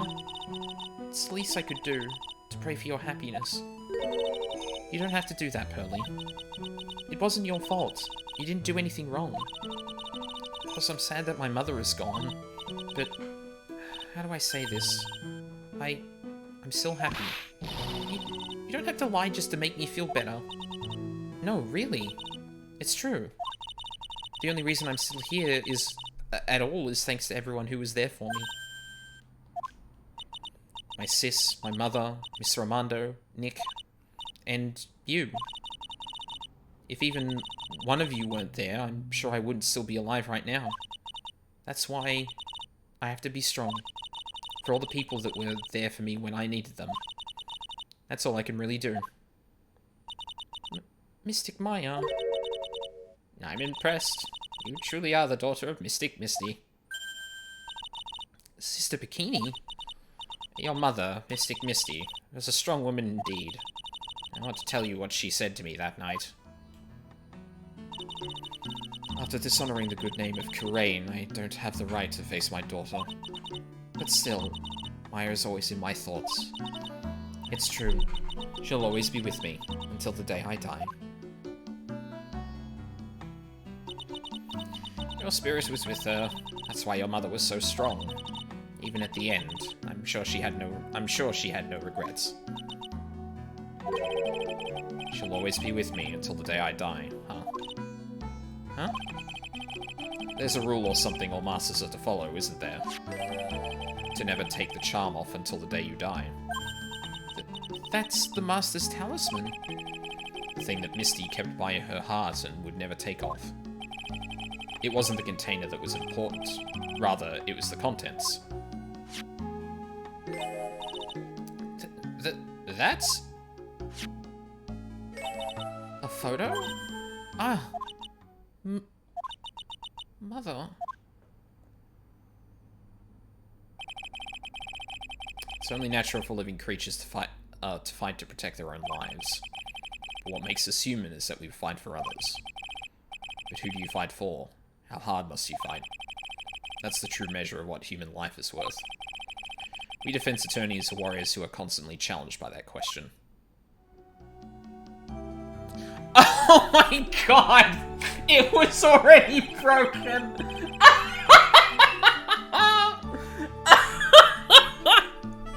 Fuck! Oh, that's great!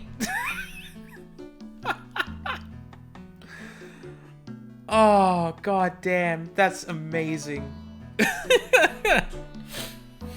Oh. Even when the battle is over, and the bonds that connect us are severed, we always return, time and time again. Mia, Maya, Pearls, Mr. Armando, and Maya's mother too. I learned that from all of them.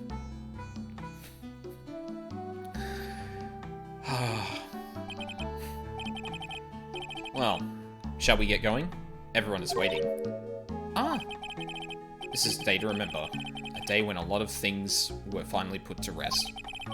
I think we should celebrate what we've overcome today. but I still can't... Oh, go on, sweetie. You could come back for training anytime. Okay. Alright, I'm gonna make a brand new start too. Sister Bikini, I'll be back for more training, I promise. I know, and I won't go easy on you just because you're the future master. I'll make sure to prepare reservations for the three of you when you come back. Alright, we're going to have a great feast today, Pearly. You know why? Because training is a battle of endurance. Okay, Mystic Maya. I'll eat lots and lots of food tonight. Oh no, she's becoming a gremlin like Maya. You know, there's one thing I don't get, and probably don't want to, but... What is it, Nick? Reservations for training is fine and all, but why for 3? Come on, what do you think? You're one of us, Nick. Next time you can train right alongside us. Huh? I'll be waiting for you. Sister Bikini will take special care of you. Huh? What? It'd be great, Nick. We're going to do the special course, naturally. Huh? What? That's a great idea. After all, Mr. Nick, you'd do anything for Mystic Maya, wouldn't you? Oh, right at the fucking last second, I had to bring this shit up again. Even walk on hot coals, right? We'll have a nice big meal before we come next time. Right, Nick? You know, I was wondering if I can say just one little thing. Sure, of course you can. Oh, I love this part. I can't wait to hear it. I'm getting goosebumps too. Well then, here goes nothing.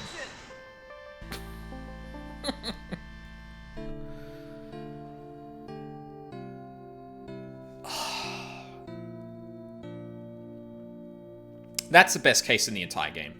I'll really have to work with Master Kurain and the office manager of Wright & Co. law offices. I have to be a good big sister to Pearly and Nick too. Big sister to Nick. Well, as long as I'm not locked up or captured or something like that. Alright, I'm gonna let this... I'm gonna talk these, because... I don't want them to live unsaid, and I've got thoughts anyway, so... So it's true. Mr. Nick really is Mystic Maya's knight in shining armor. He went through with the special course all the way to the end. Actually, I heard there's a legendary extra special ultra course here too. I think I'll surprise the two of them by making them a secret reservation. Yes, I'm sure Nick would love that. That was the best case in the entire game. And it's kind of not fair because it, like, builds on literally everything.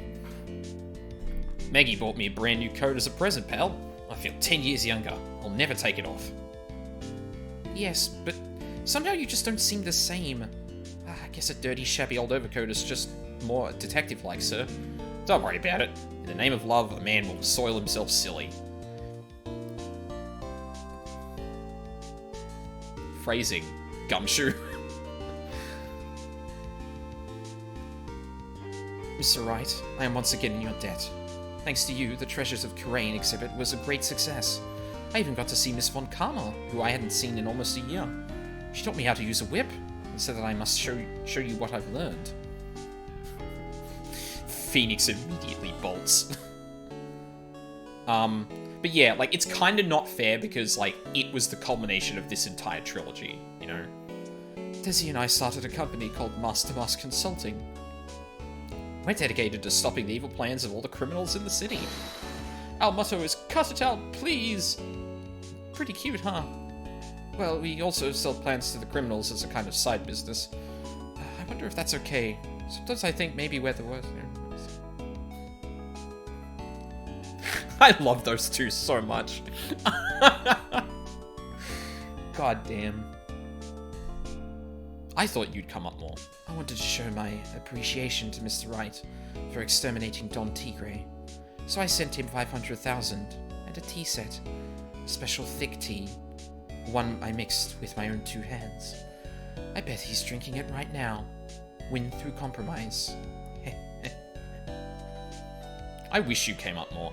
Honestly, I thought the Cadaverinis were going to come up a bit more in the later thing once everything seemed to be culminating, but yeah.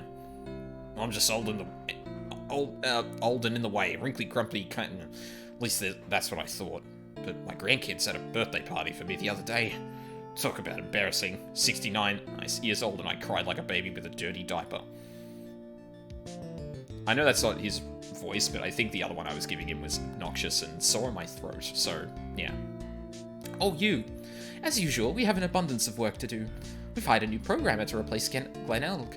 I do hope everyone will get along. His name is Adamada. As soon as I heard his name, I knew our brain circuits would align perfectly.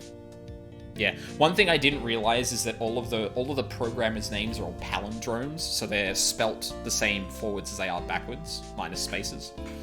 My, more reporters. Since the murder, we've made so much money. I hardly know what to do. I think the magazines like us because I provide such a nice visual, especially in spring. I can hardly wait for Iris to come back. Hey,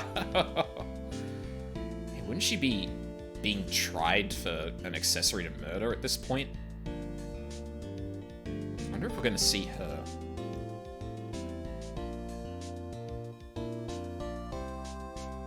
Oh, Speak of the devil. You've turned into such a respectable man, Feeny. It was so sweet of you and everyone else to come and visit me here the other day.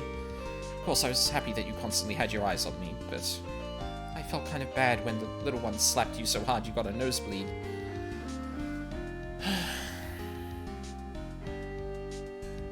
Oh.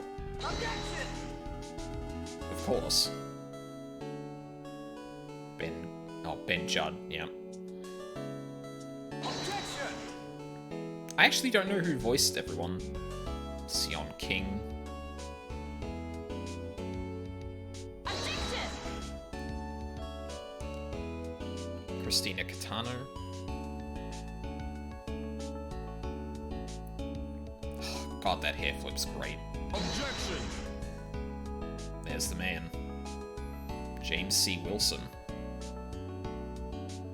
Don't actually recognize any of this. Oh my god, he actually threw it.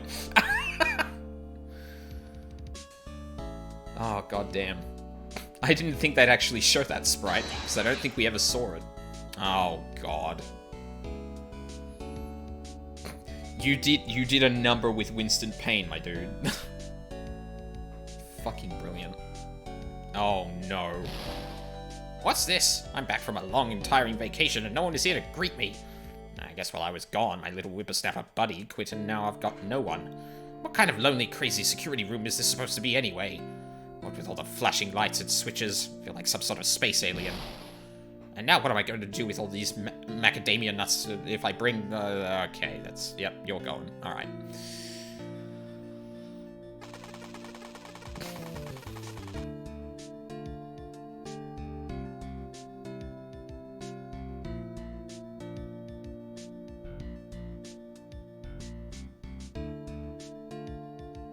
Finally found something I love to do. Francie's Whippity Whip Trip is going to turn the art world on its head. I should have realized it sooner. Self-centered, lazy, antisocial. I'm an artist. A really good... Fucking oof. Whoa. Yee. Oh. Oh, shit. Aww. That drawing of Francisca is great. Oh, wait, is this Larry? Because, damn. Give fucking Cole Phelps a run for his money.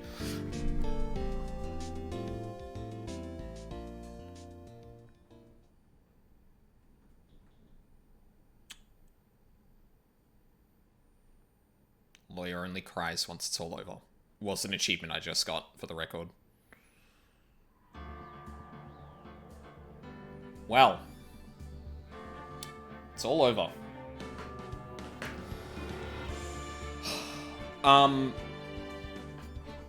Yeah, I mean, that case, like, the third game is the best, that last case is the best. Like, again, to some degree, it's hard to compare a case that specifically, like, draws upon everything before it and a case that's, like, very isolated, right? Because obviously, the former is going to have a lot more emotional payoff and things like that. It has a lot more opportunities to build off everything that's existed. Whereas the isolated ones have to create their own kind of thing, right? But I think, hands down, the third game in this trilogy, Trials and Tribulations, is my favorite. That case is easily my favorite, 100%. Yeah, goddamn. Like, I don't think it's worth pointing out that, like, I had less issues with the later games. Again, Luca and Mina have been going through this series, like, after I have. So, like, I got to see it from a different perspective, and it's especially see how it's kind of... how, like, a more, like, intended run-through is going to go, because obviously I hit dead ends in a lot of places. I didn't figure out things quick enough and stuff like that. Like, there were definitely places where I just got lost, and I think earlier on I chalked that up too much to, like, the game not being good as opposed to me not really catching on to it. And, like, there's definitely some argument. I definitely still hold a couple of those examples as, like, I feel like this could have actually been done better to make sure it makes more sense, the progression that needs to happen.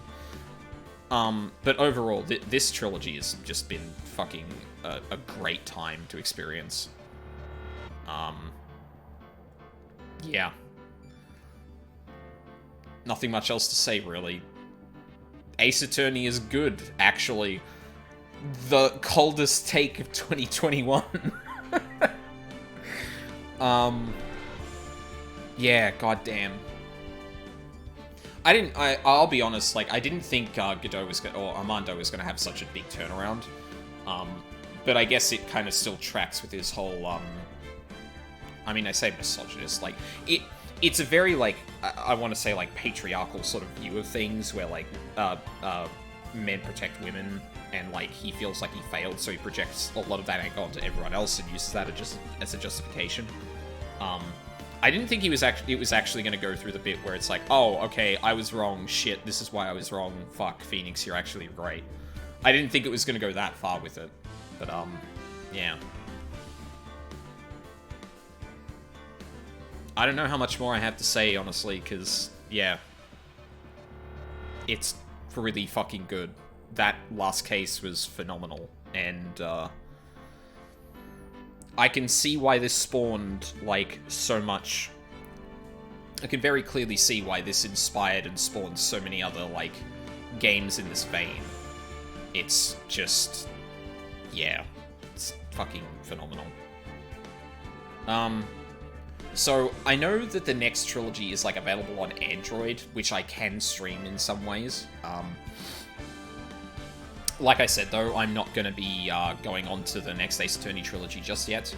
I want to do the Nonary games, because, like, A, I think I'll probably want a break to digest it, honestly, and B, like, I've been gunning to do that series as well since I started streaming again, so that'll be filling up tomorrow, where Ace Attorney used to be.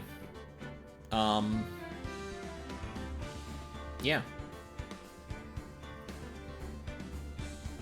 What a good fucking game. Holy shit.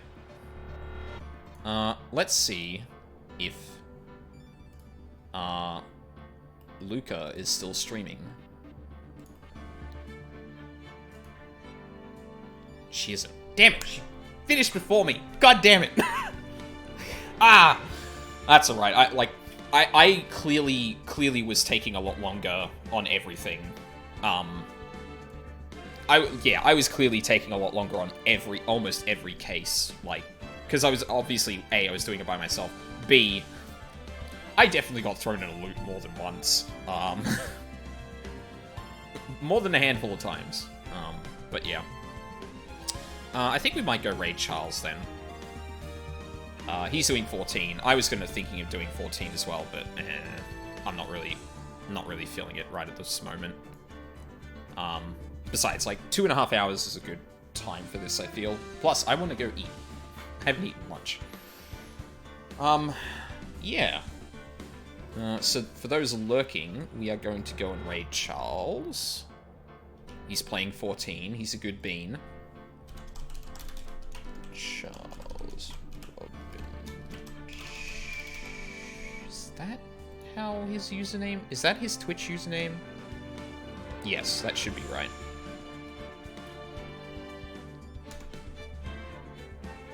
Yep, cool.